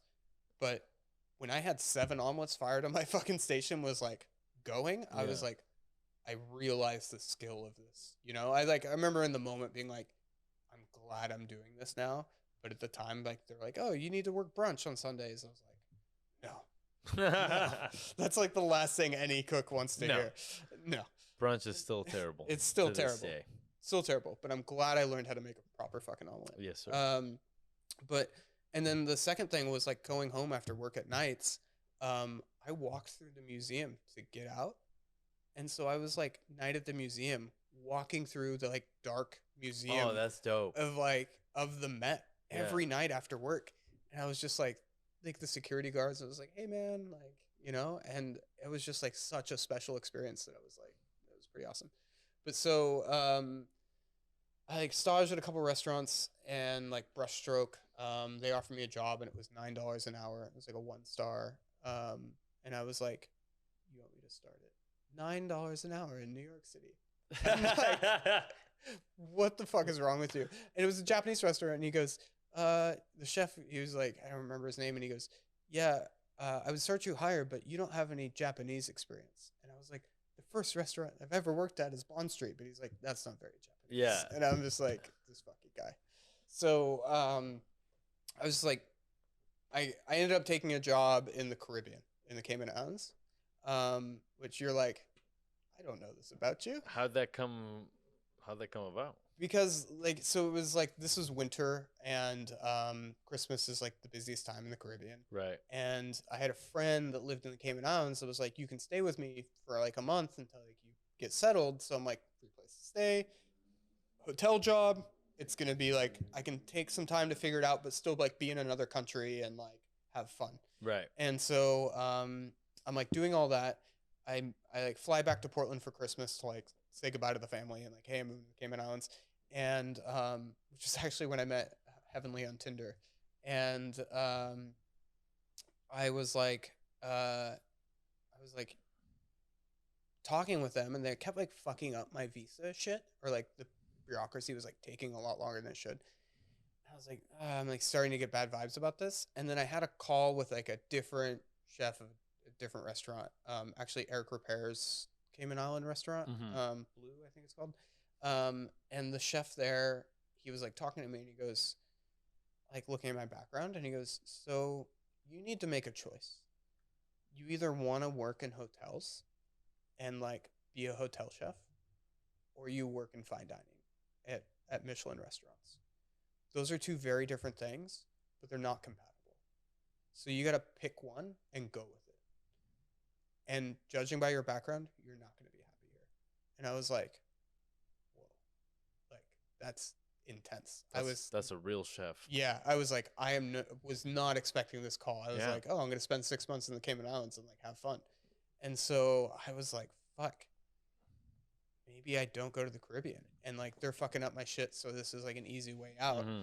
And so I turned it down. And my buddy from Castagna, who had worked at Robichon in Vegas, was like, I can get you a stage at the mansion if you want to go. And I was like, yeah. So I go to stage there. And it was like, they wanted me a 2-day stage. And I told him only one because like I had heard like some bad things about kitchen culture there, and so I like wasn't like anything for you, you know. But like 3 Michelin star experience, like it was still a 3-star at the time, and so I was like, you know, super like, you know, jittery being in the fucking 3-star, you know, and I go in there and we're just like we're like eating in the MGM Grand like during staff meal because like you just go and like eat at the hotel even though like the restaurant's like so secluded from everything else, and it's like this is like the most expensive restaurant in Vegas at the time. Like I've heard people like chef friends tell me it was the best meal they've ever had. Like, you know, just like crazy opulent but crazy amazing. And we're like sitting there at staff meal and I was like, so this morning I just got a reply back from the restaurant at Meadowood saying I can come in for a 3-day stage. Yeah. And I'm trying to decide, like, between you guys and Meadowood, what do you guys think? And every single chef looked at me and goes, take the job at Meadowood. Don't work here. And I was like, holy shit. Yeah. Meanwhile, the like French chef, I have no idea who he was like standing on the line expediting, and he would like stand there, and it was like a pretty big line, like window, and like would like the tickets were like on one side, and like some food would get passed on the left side. And so he would like walk down the line and like move it over and whatever. But then he would just like mainly stand on one side, and he would just take his shoe off, and then when he needed to walk down the other side, he's like would leave his shoe off. And I was like, what are you doing? Like, what is happening? They made all of their, they only used Evian water for anything. So like all of their like ice baths and stocks and everything. Evian, chef. Evian. Wow. They had like fucking giant, like the water cooler canisters of Evian water, and that's what they're using for everything. But I spent one day just like seeing how they made the mashed potatoes. Those mashed potatoes are like everybody makes Robichon mashed potatoes for a fucking reason. Oh, for sure. Like Ponce Puree is like so fire. Damn right. So I staged at Meadowood. You know, worked in the cold room, and then was like, I get a call back. I'm like back up in Portland, like you know, getting callbacks or whatever, like waiting, and Costow calls me and he goes, so I'm trying to decide whether to hire you. And I was like, okay, well, you know, I like, what can I tell you that will like convince you? And he goes, well, I had a call with your old chef, Justin, and like, who like fucking hated me because I left him. Right? Yeah, exactly. And he goes, he didn't have anything nice to say about you. And I go, well, that's good because I have nothing nice to say about him. Yeah. You know, now we're we're cool, water under the bridge. But like, you know, at the time, like, yeah, it was like a big deal. At least in that restaurant. And so finally get the job and start in the cold room. And then I'm like, I don't even need to like tell you a lot of this because we worked on the fucking... I was there, baby. Yeah. We saw it all. Oh, man. That was fucking great. High highs and low lows for sure. Fucking right, dude. If I can just like, I'm trying to like just be a better human and not talk shit. If I could talk shit for just 1 second. Yeah, go ahead, bro. On Cameron Cole, who fucking left us to die with the butters on Grant Acca's 12 Days of Christmas. Right. His fucking birthday, and we got sent home. Yeah, that's right. Because the butters were all fucked up. Yeah. And he made them and put them in our fridge underneath. The butters and then the herbs were fucked up. Mm-hmm. That was Fred. Go ahead and throw him under the bus. That's fine. Yeah. Shout out to Fred. I haven't seen him in a while. Yeah. I don't fucking know. But yeah, dude. Literally got sent home, ridiculed in front of Grand Achatz. Yep. And then we went and got In and Out after that. Yeah, we went down like so depressed. We had to calling our respective girlfrinds, being like, "Yeah, we got out of work early." Yeah, we might be fired. We don't know. We don't know if we're gonna come back. But you know, came back and finished the rest of 12 days, and that was that. Yeah, it was like it never happened. Apparently, people get sent home all the time during 12 days. I love that idea too of like only in like the 3-star level or like the super high end level can you be like, your punishment is not working. You're like, no, no, please, no. don't make me leave. It's like, how fucked up in the head are you? Any other job would Yeah, be like, you'd be oh, like, fucking cool, whatever. Great. Don't have- especially though in St. Helena, like where the fuck are you gonna go? Yeah. Yeah. In New York, they send you home like, okay, cool. I'm Yeah, going like to the I bar can go at 4 in the morning. Yeah, I'm gonna go to the bar. St. Helena, you're like, well, I guess I'm just gonna cry we'll myself. We'll go get some burgers and Yeah. call it a day. Yeah, seriously. But yeah, that was a horrible day for us. That was a horrible day. But you know, but lots of great days. Yeah. I think I have a lot of highlights from the kitchen culture there. I think the biggest thing for me was because we were in St. Helena, we didn't have anybody else. So like how tight like our crew were. Oh, for sure, man. Like Carl vaguely liked me at the time, but like now he's like one of my best friends, and I have like so much love for the guy. Same here, man. And it's so funny. I remember we hated each other for a little while there. You guys were on the station together before I got on there. Yeah. And then when I went over to Hotline, when I went over to Fish Station, Carl trained me on fish. And then Richie got in that car accident. So Carl trained me on veg, and I'm like, I gotta listen to this motherfucker like Again. whisper and like write the tiniest fucking labels, and like I'm like fucking everything up. I remember he came in one time and he's like, I was like, what % are we brining the cod at? And he was like, we're brining the cod at 50%. And I'm like, 50? And he was like, yeah, 50. And I'm like, 50 seems way too high, chef. I'm like, I don't even think the salt will dissolve at 50%. And he goes, my brother, I never said 50. It was 15. And I'm like, yo, man, like, you gotta, like, you're whispering. You're like, you have a thick accent. I fucking love you, man. But, like, what? Give me some slack. Oh, man. Dude, he was the shit, man. Working with that guy. Yeah. His mind for food, his just, like, don't disrespect me. Yeah. Shit to the chefs. Yeah, like I was never, like, I love that. never taking shit. Yeah, never take shit like that. Oh, that man. was amazing to me. I think that the two highlights at Meadowood, the first was when I went over to Singapore and Indonesia when we did the Wijaya. We did the Wijaya wedding. Right. And then Kat and I went over. We're in Singapore for 4 days and then went over to Indonesia, and we're cooking at this like hotel where literally everybody knew our name. Like they had told, like, because we were cooking for like the owner of the hotel. It's like this 5-star hotel in Jakarta. Right. And they had like told everybody in the hotel about us. So like they're like, good evening, Mr. Thomas. And I'm like, this is fucking weird. And then like Costo had a butler, and he would just like, he's like, yeah, this guy like lives in my closet. And we're just like, this is so weird. So like we would just, he was just always there. Like we couldn't get rid of him. So then we'd send him on like progressingly like crazier errands. Yeah. And we're like, Kat needs to go running in the morning. Can you get her some new Nikes? And he's like, what size shoe does he wear? And like, she was like Jakarta traffic is like the worst in the world. So it would take him like 6 hours, and he would like come back with his Nikes. Like, yeah, never mind. We're not going to go running in the morning. You know, like kind of fucked up shit, but also like, you know, he was like happy with it. Right. Yeah. Like he like brought us like the best martabak cake, just like this Indonesian cake with like cheddar cheese and chocolate, which you're like, dope. That's disgusting. Cheddar cheese and chocolate. Cheddar cheese, chocolate, and sweetened condensed milk over the top of it. And it is so fucking good.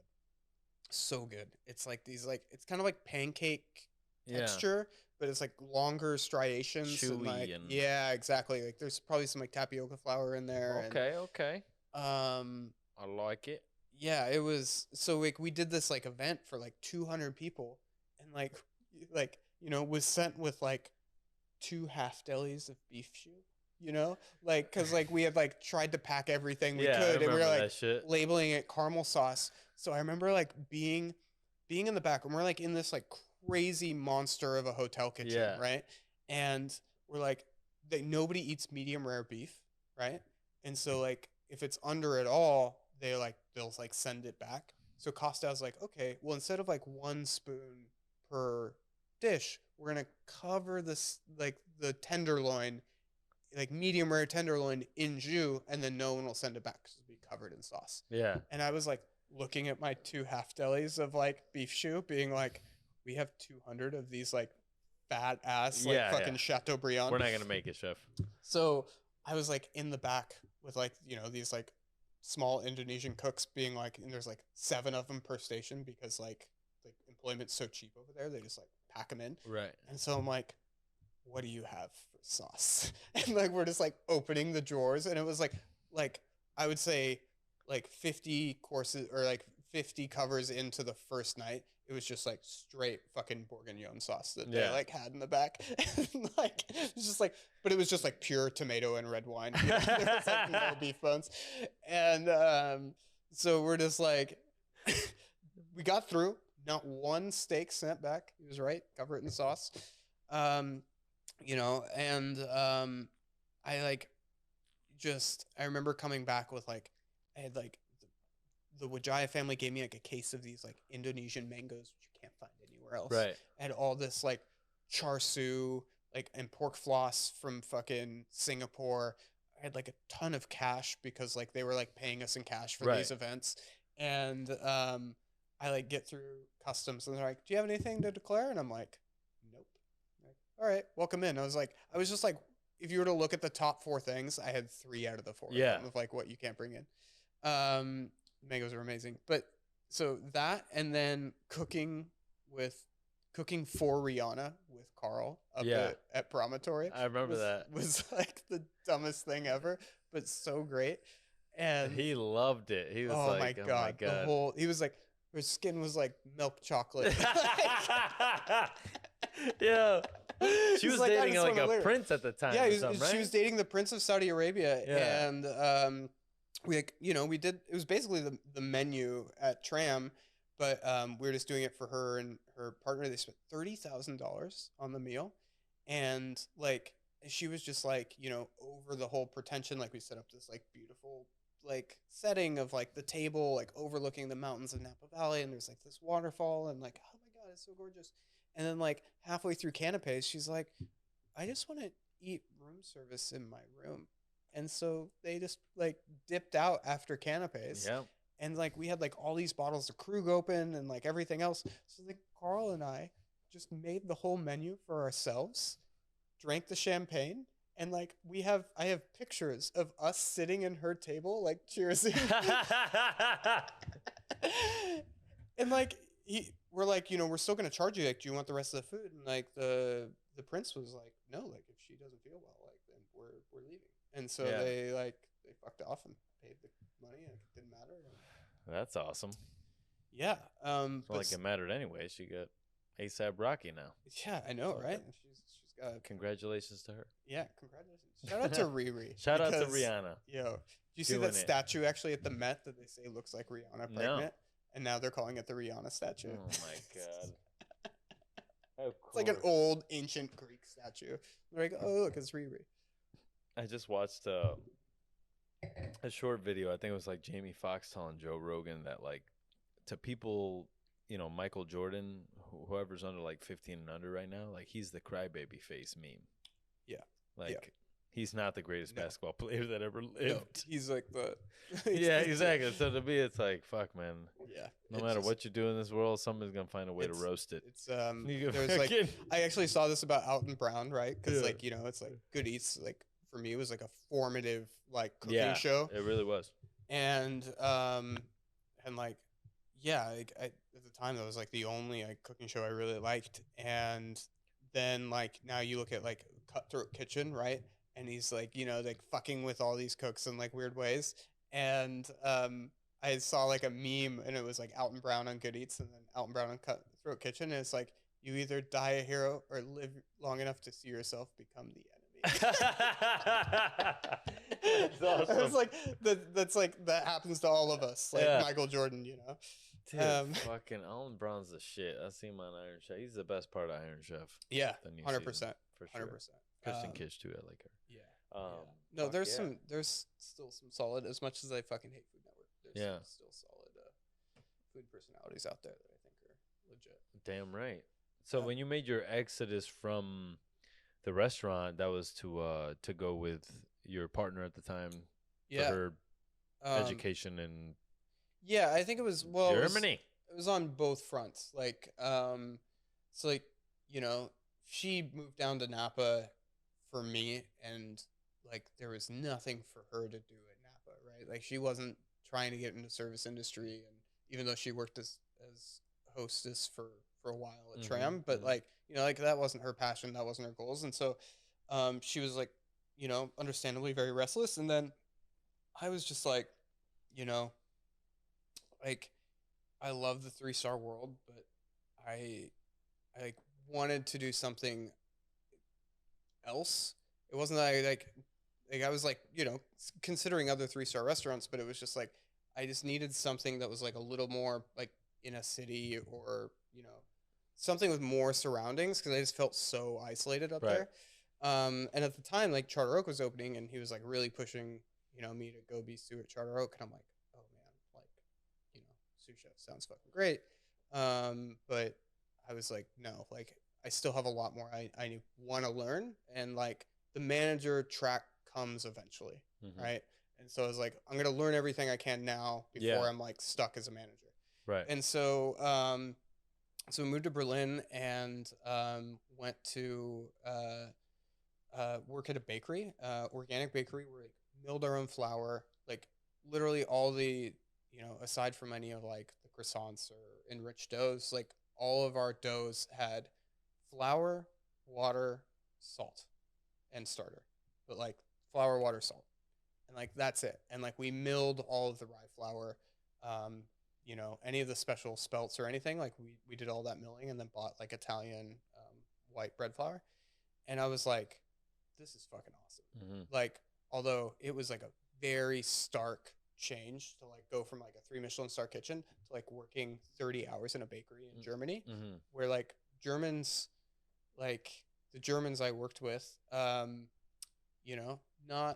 like you're in Berlin, like Berlin's like you're doing a job so that you can like party or like be an artist or like whatever it is. Right. But like the job is not why you're in Berlin. Right. And so like for me, the job was why I was in Berlin. So it was like a huge mismatch where I was like working with these people and like I would get in an hour later and leave an hour earlier because I was finishing all my work so quickly. And like people were like, you can't be done already. And I'm like, yeah, like I'm just like trying to be fucking smarter about this. Yeah. Like, just slow down. Like, we don't need to do that. Yeah, we like, don't. It's weird. Like, I remember like we had 2 shifts at the bakery where like one person would bake and then 1 or 2 people depending would do doughs. And so when I was baking, you would get in an hour earlier than the dough shift. And so like in the winter, I would like leave the door open and then have like the rack of bread like next to the door to like cool it off faster so I could like pack it for like, the cafes and things. And so I'm like baking doughs and like it's like snow is like blowing in through the door and it's like, dark of winter. It's fucking great. And I'm like, this woman like walks up, like German woman, and she's like in German speaking to me and she was like, can I have a loaf of bread? And it's like, 4:30 in the morning. She's like drunk coming back from the clubs. And I was like, no, like, sorry, like this bread's already sold. I'm like just packing it for order. And she was like, what can I do to give you a loaf of, or to give me a loaf of bread? Yeah. And I was like,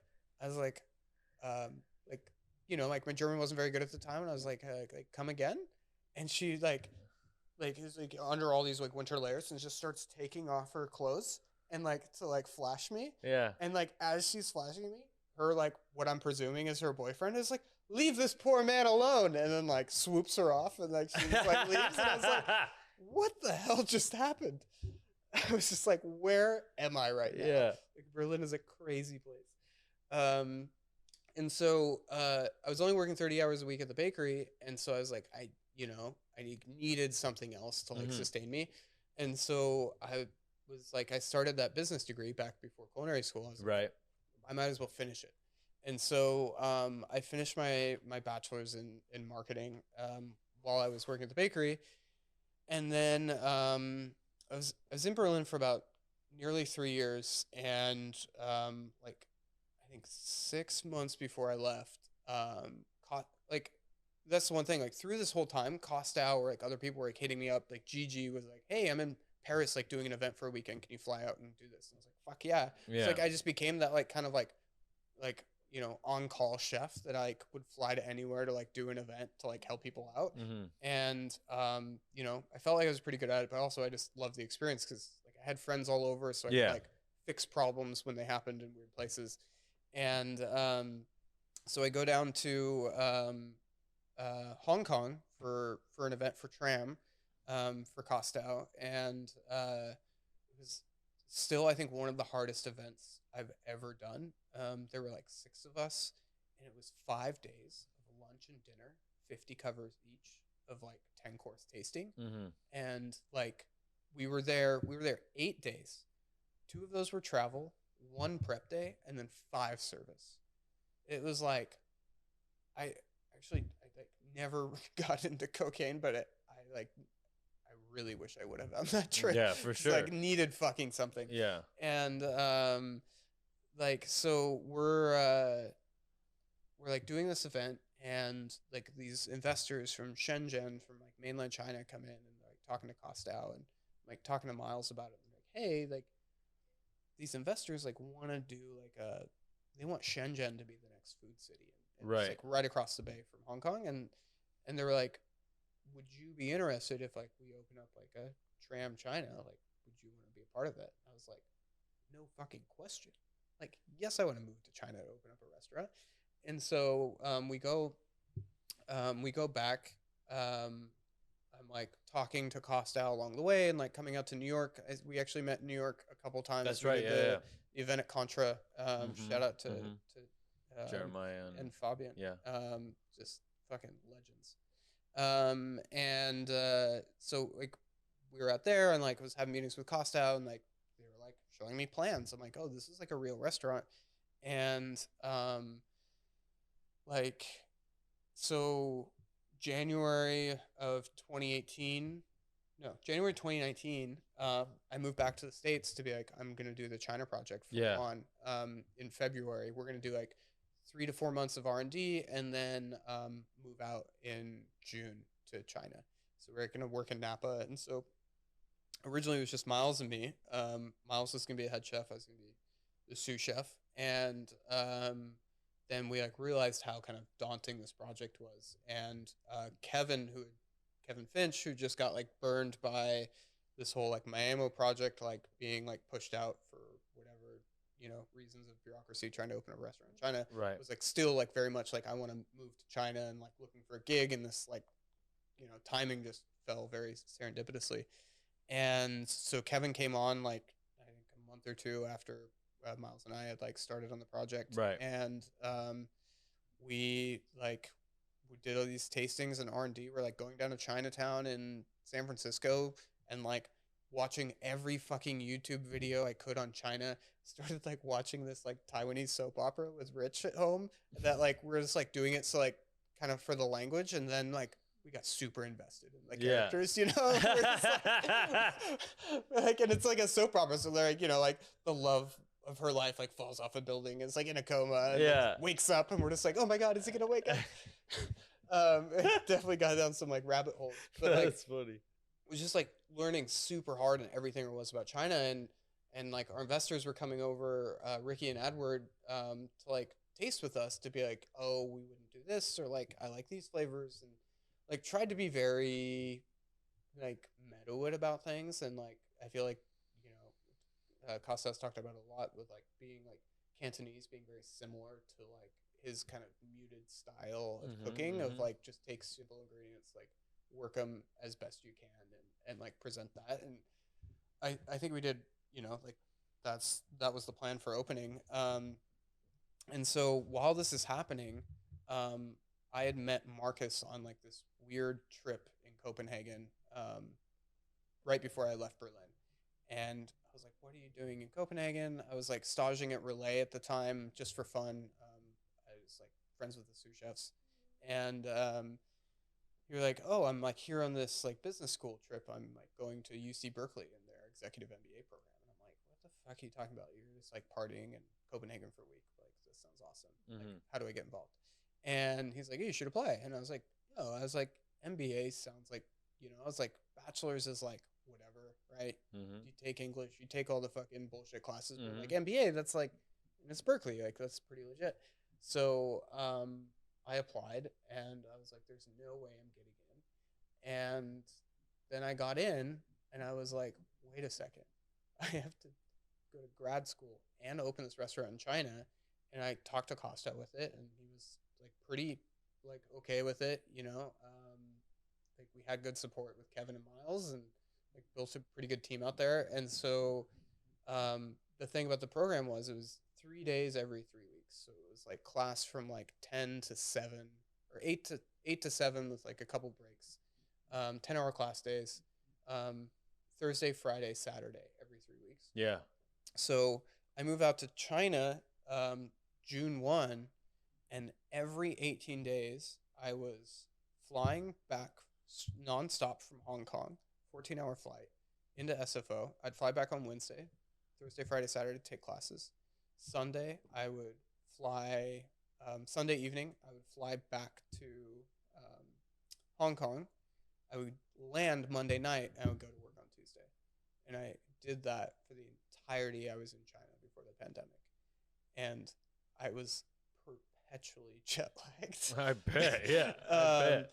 On both sides, and it was like opening up a restaurant. And it's opening up a restaurant is hard, and I think that's like one of the things like people are so excited to do is like be a part of restaurant openings.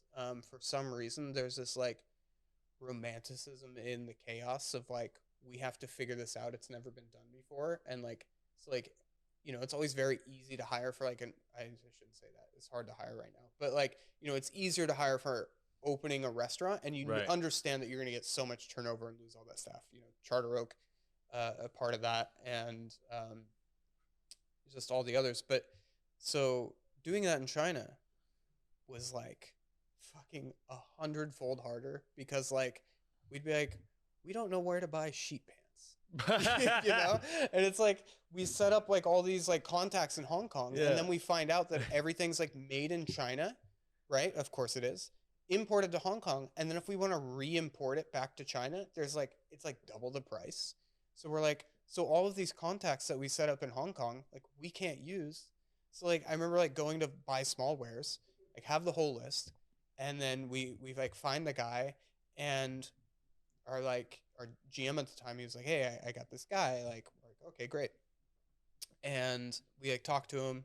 We like look at the prices, and we're like, "Yo, this guy's like marking everything up because like he wants his cut." And we're like, "Fuck that! We're just gonna go straight to the supplier." And it's like in the city, like 2 hours away. Drive out to the city, and they're like, won't do business with us because they know we talked to this guy, and he was like, they have to go through me. Like it was like fucking straight up mob shit. Yeah. So like we even tried sending different people from the company that like they hadn't met and like giving a fake name, and they fucking knew. Like we could not buy shit from them.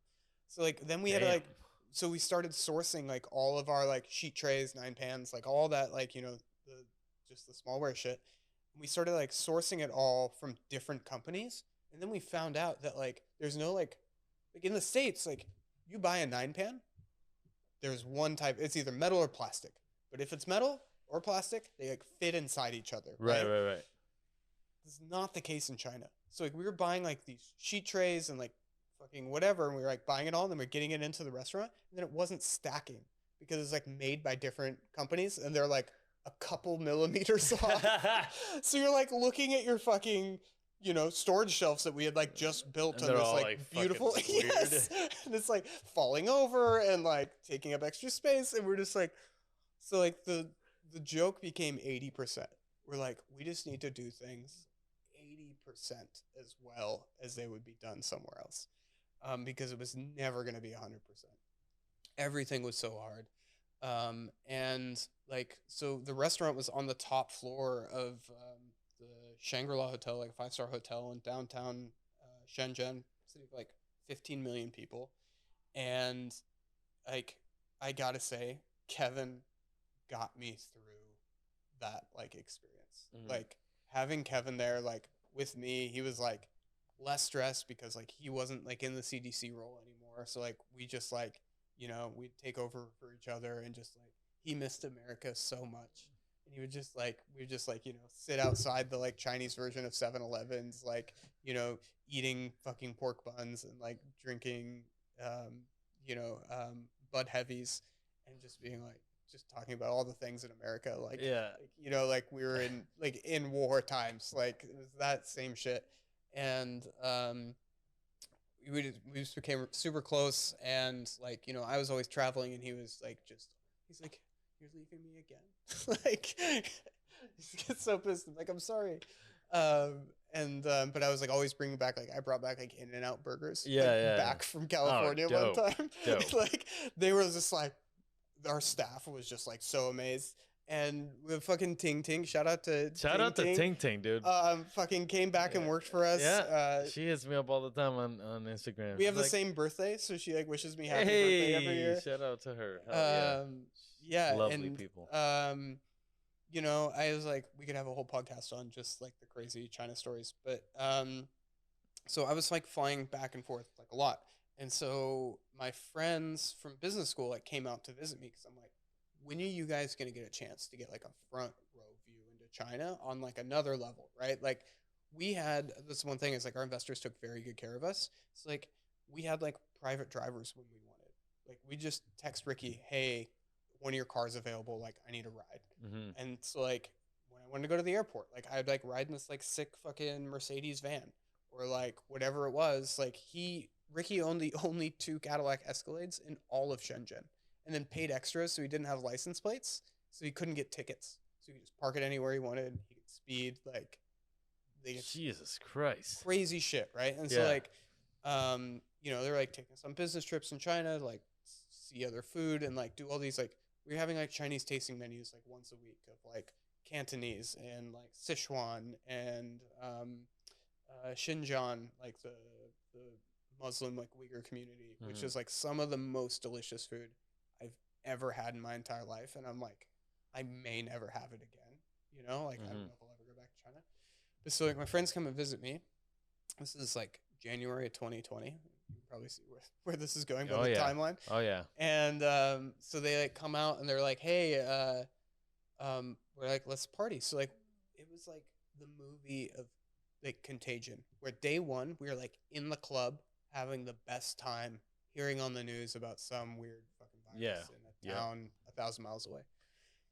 We like go to Hong Kong for a few days, it's like great. We come back from Hong Kong and it's like it's the height of Lunar New Year, so it's like a diaspora. So like nobody lives in Shenzhen, or nobody's from Shenzhen. Everybody like moved there because it's like Silicon Valley, right. And so everybody like goes home for Chinese New Year to like their family houses. So like the city's empty, and we're like in there, and like we're like walking around these like avenues of like 16-lane highways, and there's like not a car on the road, and we're like, is this because of the virus or because of the fucking like the holiday? And so we're like going to all these malls. The malls are fucking empty. Everybody's wearing masks. They're temperature checking. This is like mid-January. It's like, the United States is like fucking. Yeah, they didn't know. No idea. No one knew.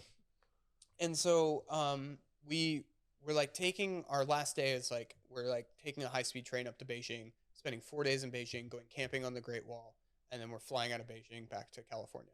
And I had packed a carry-on because I'm like going back to California just to take classes, and I'm coming back in a week. And so we're like on our train in first class. We have masks by this point, and we're like looking at our fucking itinerary, and we're like looking at the stops on it, and there's like 10 stops, and the middle stop is Wuhan. And we're like, wait a second.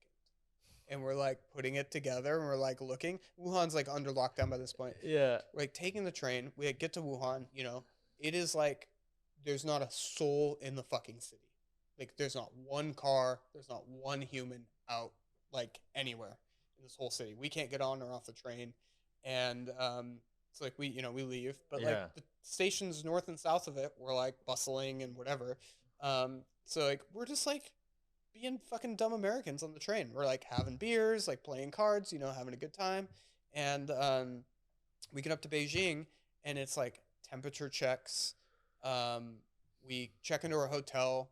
They're like, so everything's closed. You can't go do anything. You can't get to the Great Wall because there's like passport checks at every neighborhood. Mm-hmm. You can only get in there if your passport matches your address. And so basically we just spent 4 days. Ting Ting was from Beijing, so she was there. So she just drove us around for like Peking duck restaurants, like 3 days or three times a day. Yeah. We're just like, what's the best Peking duck in Beijing? So we would go around to all the Peking duck restaurants, and she'd be like, that's like the, that's Tiananmen Square, and like that's the Forbidden City, and like was just pointing to it, but like we couldn't really go see it. Um, and so we get back into the United States, everything's fine, and there's no like TSA's like welcome back, like no questions asked, like anything, mixing with all the other flights, and I'm like standing waiting for my bags, looking at my phone, and it's like Trump cancels all flights from China, and I'm like, wait a second, we got the last flight out of mainland China, like Damn. the last flight. This is like late January, and we're like, I'm like, oh, it's fine. I'm gonna go back in a week. Like it'll probably postpone, but I'll be back in a week or two. This all blow over. And I was like, I haven't been back to China since. It's been, Yeah. 2.5 years later. But so the pandemic, I was just like, I don't know what to do. Right. It's like, I think every chef had that feeling of like, what do you do now? Do you sell fucking DoorDash orders at your fine dining restaurant? Do you like work in a restaurant at all? Do you be a private chef? All the things. So in the pandemic, after like some months, I was still in grad school at the time, and was like actively getting into more sustainable kind of food. It was something that's like been passionate about throughout my career, and so was doing I did like a little bit of private chefing for some like 2 amazing clients. Just got super fortunate. Yeah. Because I feel like that never happens. It was like part time, and doing private chef part time allowed me to like start my like side like startup thing, Naloa, and it's like getting meal kits from like these like actually all 3 Michelin star experienced chefs, and like doing cocktail pairings from Fern Bar. Shout out to fucking Sam Levy, because yeah, best fucking cocktails. Badass. That guy's cool.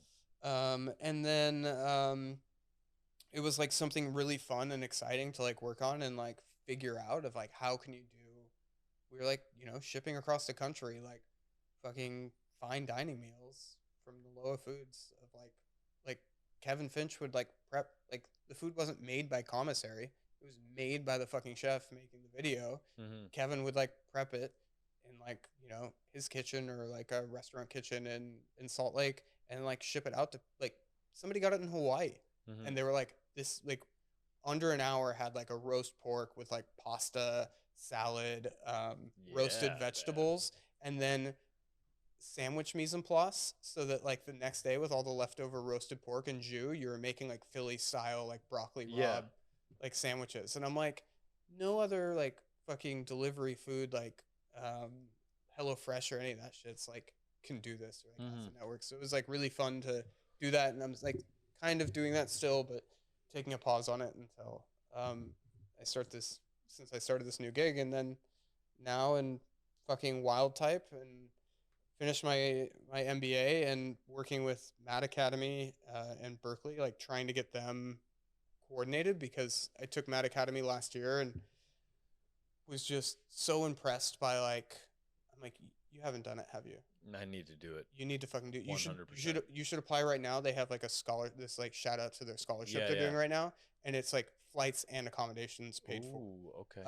And you just write like a 1-page, very simple application. Sucio's gonna get in, bro. Yeah, 100%. I want to be talking at those academies. Yeah, you should. You should. They do a Mad Monday. Yeah, I'll connect you. Because like, it is only for hospitality people. Right. It is not for like food industry people. It is for hospitality people. It is for like your restaurants, your like corporate chefs, your like canteens, and like they do 2 programs. Like one's on like management and leadership, and the other one's on sustainability. And I did the one on sustainability, and I'd done it like just after I finished my MBA, and I went over there and I was like taking this week-long class. I was like back in Denmark, I was like seeing all my friends and like just having such a good time. And Copenhagen is such a special place, and I was just like, this is exactly like how Berkeley teaches. I was like the quality of the instructors, the like their just like their thinking and just like how they act, and I was like such an inclusive place, and like trying to just like make hospitality like, you know, they're like, you're not gonna go back to your restaurant and be like, we're changing everything, like we're fucking vegan now, Yeah. like we're gonna be the most green. Unless you're Daniel Hume. Yeah. Well, I've heard rumors, and I would love to know if they're true. That maybe that's not all true. I don't think that's all true there, Yeah. man. Yeah. I hate though that like there's people that work there, and you know there's cooks that work there that are passionate about like where they're going. Yeah. And it just sucks that it has to be kind of, you know, shit on by all these people out here. Like, I don't know. No, 100%. Everyone's got a different truth. You know, I like. Yeah. We, you know, there's restaurants that we love our experience at. There's restaurants that we have shitty experiences at. And then there's other cooks that have had great experiences where we have had shitty ones, and vice versa. So it's like. Yeah, you know, it's the grass is always greener, and it's always easier to shit on other people's stuff. Do you hear Daniel Hume is dating Demi Moore? Yeah. Yeah. A chef friend of mine recently was like, when Daniel Hume looks down, Demi Moore is sucking his dick. And I'm like, I just don't believe that Demi Moore sucks his dick. Yeah. Like, they're together, but I think Daniel Hume sucks Demi Moore's That's dick. what I'm saying. Yeah. Like, after a certain age, I think when you're that kind of woman, you don't have to suck a dick. No. That's it. No. It's off the table. She doesn't have to Unless do you like anything it. she doesn't want to. Exactly. Yeah. But no, actually I heard somebody just was telling me about this, and she was like apparently I don't know if any of this is true, but like all her kids like went up to Demi Moore and were like, he's a gold digger, he's just here. I bet it did, bro. Yeah, and she was like, oh no, we're in love. You know, that motherfucker don't love you. Yeah, no. No chef loves you. No chef loves you. Yeah.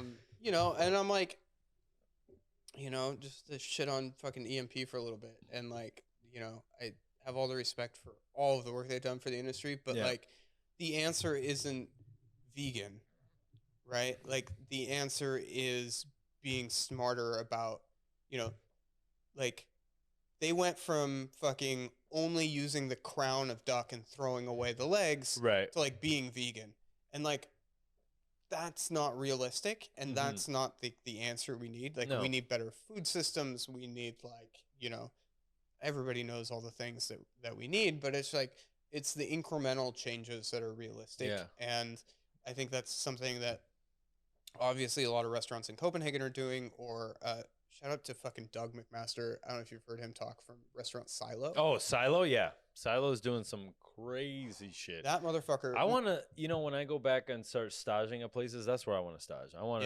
to, part of the reason why I left restaurants and I haven't gone back in full bore is the waste, bro. Yeah. Deli containers. And I mean, and we haven't figured it out all the way. We're like, okay, yeah, we removed deli containers. All right, cool. Like, what are we going to do about the dishwasher? Yeah. Like, yeah, exactly. Are we going to recycle that water and use it for something else, or what the fuck? 100%. And it's like, those are the changes in thinking that we need to have. And I think that was like something I was increasingly seeing like in China, right? Or like we're trying to do, like, we tried to do everything we could to make it as sustainable, but like there's nothing sustainable in a city of 15 million. And like, you know, even at fucking Meadowood, we're like, you know, putting parchment over the fucking shit you can't use. Like, we were doing like cucumber risotto, for the seeds of the cucumbers were the part we wanted, and we didn't want the part that people eat. Yeah. Like, straight up. Like, straight up. Fucking throwing it away. Yep. Our fucking summer squash in the fucking summer. And like, it's like, it's just disgusting. Yeah. And like, the pursuit of perfection is not worth it if you're sacrificing like, or disrespecting the system that leads up to it. If like one moment is perfect and like the rest is fucked, like that wouldn't work inside a restaurant with a system. So like, why do we just like put blinders on to like the, you know, the other ends of the loop? Yeah. And that's what's happening now in the world when people are trying to cancel shit. I'm like, bro, the phone that you're using to try to cancel shit, I'm like, that's the shit you need to cancel. Like, that was made on slave labor. Yeah. I don't give a fuck what nobody says. 100%. You know, it's like, what? It's like the like, shrimp industry is who are like we fighting? almost all slave labor Yeah. in Southeast Asia. At the end of the day, I don't think that you can do anything in the present day without it being connected to something corrupt. I mean, at the end of the day, we all came from fucking murder and war, and like, it sucks to say that, but like, yeah, and you know, it's come like, on. I mean, look at colonialism, like the worst thing to ever happen ever, and you're like, but it's like we're all here because of it, and so we need to be mindful of that, and like, just I'm just like, just make it as best as we can. Yeah. We're all gonna fuck it up, but like, you know, just be better for For like, sure. people, Yeah. you know, rising tide raises all ships. Exactly. It's But the changing of the mind is something that I've been working on. It's like, fuck, man. so To change your thinking, that's the thing. like that initial like thought of like, That's the hardest part. That is like, it's not that like saving the water from like the leftover carafes from tables and like watering, you know, using that to like mop your floors with. Like, that's not like like that doesn't take any effort. The thought of setting that system up to do that is the hard part. yeah. Right. And so like, And then getting everybody to fall in line. yes. Because everybody's always going to take the easy way out. Yes. Fucking, it's Yes. like. I used to like, I don't remember where I got this fucking saying, but I was just like my mantra to myself, and like the one thing I live by is don't be lazy. Just don't be lazy. Like, yeah, fucking enjoy your time off. But like when you're doing something, like, like when I was like, you know, fucking cutting chives, and like some of them are shit. And I'm like, do I throw out this whole thing? And I'm like, that's like, it's lazy not to. So like, like start over, you know? And so like, I think like Mad does a really good job of like providing these like this is a different way of thinking. These are like the baby steps that you can take to like make things different. And like, you know, you can just change one thing like a month, right? Like, oh, we're going to collect our water to fucking scrub our floors with it, right? Or like, you know, these like little things that are like easy and like low hanging fruit, and like trying to get stakeholders to come on board. And that eventually leads to something. And I think like, while Silo is on an extreme, and like I have so much respect for Doug McMaster, and like hearing his talk about waste as a human thing, he was like, we invented the trash can, you know, like we invented waste. There's no waste in nature. And you're like, whoa, he's right. Like that is like a different way of thinking. But like, then you have people like Matt Orlando, like Amos, who are like, you know, I think also doing really amazing things with sustainability, but then not in like in terms that are like more tangible, I think, to the average chef. Right. You know, they're like, we're gonna stop using like plastic wrap, and you're like, well, that means you can't do certain things. And he's like, okay, well then like we're just not gonna use those techniques, right? And it's like, oh, I guess you don't have to use every fucking technique you saw on Instagram. That's like, I'm on a crusade, man. We got to ban sous vide. Yeah. We got to get that shit out of there, bro. I'm sorry. Like, 100%. Like, if we can't cook meat perfectly, and something that led me to this conclusion is the mortadella at Charter Oak. We would make mortadella like fucking Hector would make mortadella, and he would fucking put that shit in the steamer, and 3 out of the 5 would be gray. Yep. And I'd be like, how does a grandmother in Italy make this without it turning gray? 100%. Without all the technology that we have. So it's like, it's bullshit. It's all like, I call it the aioli theory. We made aioli by hand forever. Then the Robocoup came, right? There was still those people that are like, no, I'll still make the aioli by hand. And then there's the others like, why wouldn't you just use this other easy thing? Yeah. You know, and it's like, yes, use that easy thing, but I guarantee you that aioli made by hand will taste better than the one made in the Robocoup. Just inherently. Or like making something by hand and then using the technology to make it, like, I think is okay when you understand how it's made by hand. Exactly. Because then if something goes wrong, you're like, this is what I did. Yeah. Not, the fucking machine, the combi sucks. the recipe sucks. Exactly. Yeah. Like, because that's the always fucking what we prep do. cook set me up to fail. Yeah. And that's the fundamental chef mentality. Yeah. It's always like, I'm the victim. This Yep. is fucking me. Yep. This didn't happen for me. Yeah. It's like, 100%. did you expect an easy like, day? You're a chef. Yeah. Like, Dude, you're never. I'm sorry. Like, it never gets any easier. No, and it's not supposed to be. No, 100%. So I was like, I really recommend to everybody to, like, you know, if you've been in the industry for a long time, like, they're really good about doing their scholarships. It's like working with them in Berkeley. We're actually like the first, like, kind of bringing those two things together. The first time is actually going to be in October. We got like bringing all the Berkeley classmates of mine. We're like doing like an intensive at MAD. I'm like so excited about, but I'm like, you guys are just like, I'm like, Berkeley needs this, and then like Copenhagen people need to see how, like, you know, unfortunately, capitalism is run, right? Like, I think the thing I learned most about in business school, everything is fucking made up. Like, when we were doing accounting and like finance, they're like, this is just made up. I'm like, wait a second, so the numbers are made up?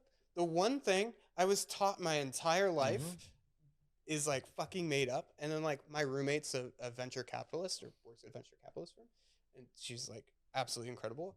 And like she's like telling me how the systems of like funding work, and like how institutions like only buy in to like rounds of funding if you've bought into the previous round. So like the same founders and the same types of people are making the investments and are getting the investments. And it's like, I'm like, oh, so like this is how the system is working against everybody. Yeah. But at the same time, like the people in Copenhagen, they need to see it because it's like on its like full force in America, but it's also the game you need to play if you want to be successful in those things, right? Yeah. Like you gotta fight fire with fire. You gotta fight fire with fire. You gotta play the game, and you need profit to make your change, right? And so, I have so many problems with it, but at the end of the day, it's like that's the reason why I started the show, man. Because I'm like, I want this show to make fuck you money, so I don't have to fucking listen to anybody. 100%. I can just do what I want. And and I think that I told this to somebody the other day. I was like, it all started with 5 cavemen, and 2 of them realized that they were smarter than the other 3, and here we are now. Yes. Right? So it's like, we need to fight fire with fire. We need fucking money. Yep. We need to stop like asking the government to fix shit with laws, and like we need to take matters into our own hands, you know? And what that means, I don't fucking know. No. But I think we start having the conversation, and then at some point it will lead to action. Yeah. I completely agree. And I think like bringing more of these people like-minded together on like it goes back to like when I was like in the military of like, you know, the fucking drill instructor like being an asshole, and like that's the continuity. Like we bring people together to like fight these forces. Like people are doing amazing innovative things, and like for the better of like people and the planet and profit. I'm like, it's gonna work, but it's changing the thinking. Yeah. Right. And so like took, you know, on that note, like the segue into fucking taking the job at Wild Type, which is like, I was convinced I would open my own restaurant. I would be a chef. And like, that was like, you know, you're like sitting there on your fucking station being like, oh, I have an idea for like what the tables could look like, or like how I would do this at service, right? Like taking all the best and worst attributes of everywhere you've worked, and like filtering through them. And then I like actually realized it in China that I was like, I think this will be my last cooking job, because I was like, I want to do something more impactful. I was like, at the end of the day, like Restaurant Silo in London, like I like admire Doug so much, and like can listen to him speak for hours. I think he's like so great speaking, even though he's like so nervous every time. And I'm like, you know, at the end of the day, like he's inspiring a whole generation of people, but his restaurant is only cooking for like a couple hundred guests a week. Right. I was like, I am busting my fucking ass to like work in a restaurant. And if I'm going to go open up another restaurant, I'm going to work even harder with more uncertainty to be like, will this survive to affect like the lives of a couple hundred people a week? Mm-hmm. I was like, for me, that just wasn't worth it anymore. I was like, I need to scale my time and energy. Like, I have one shot at this to something that's more impactful. Yeah, So, for sure. that's like, I was like, I can cook pop-ups and like donate the money to like charities like Kevin and I did in Utah, and I did down in Excelsior Coffee, and that's like fun and creative, and I get to do that. But I'm like my day job, I was like, I need something different. So Yeah, working for fucking Wild Type and like still get to work with sick fucking chefs mm-hmm. and like get people to try a fucking product that's like never been done before. Yeah, like, you know, kill one Fucking- salmon and can feed a fucking world. Like, that's pretty fucking cool. how many people were alive when Jesus was alive? Not that many. Yeah. So I'm just saying, Wild Type better than Jesus. I'm not gonna. But pretty much. But pretty much. But pretty much, chef. It's all good. Yeah. So Fucking cheers. cheers, brother. Nice to have you on. Oh man, it's a long time coming. Mm-hmm. Sucio Talk. Best chefs in the motherfucking world here on this podcast in Little Oakland. Who would have thought? Who would have thought? I don't know where we're going, chef, but it's all gonna be good. And it fucking has to be, because we don't have an option. Exactly. We're gonna enjoy ourselves. We're gonna make a new culture for the culinary industry. Yeah. And we're going to affect way more people than we would if we were just cooking dinner every night. Not a fucking knock against all you chefs out there who are doing it every night. Fucking, we're here because of you. Yeah, 100%. I would, like, the hardest job in the world is to be a chef. Goddamn right. I fucking wouldn't trade it for the Yeah. And we're going to shed light on this, and we're going to make sure that you're not just known for cooking dinner. Right? Yeah. Like, a lot of you guys have personalities, are cool. We just did a fucking event last night, and like at work, right? We did like tasting for some investors, and we have a full-time sushi chef that like worked at a 1 Michelin star restaurant here, and like the co-founder afterwards, he's like, "That was a lot of work." And I was like, "Yeah, yeah, man, yeah, motherfucker." Like, these events they're fucking hard. Yeah. Like, people are like, how's like the startup culture, right? Because like startups, like, oh, you're like working crazy hours. Yeah. Like, it's fucking great. Yeah, it's so easy. It's Believe so me, easy. bro. Yeah. It is like, compared to fucking. I get home from work and I'm like, oh, what am I gonna do with all my free time? Like, you know, I'm like, fucking take up a hobby. Go out So to like, eat. Yeah, I'd go out to eat at 7:30 on a fucking Friday. The fucking timing that every chef hates. Yeah. You're like, I understand though. I'm like 7:30. I eat at 7:30, and I'm like, that's yeah, pretty nice. That's pretty nice. Yeah. I wish we did have that Italy culture where we ate at like fucking 11 p.m. Oh yeah, That'd be yeah, the shit. Spain. Yeah, that'd be the I shit. love that shit. But who knows? All right. Peace. That's it. All right, man. Fucking almost Felt like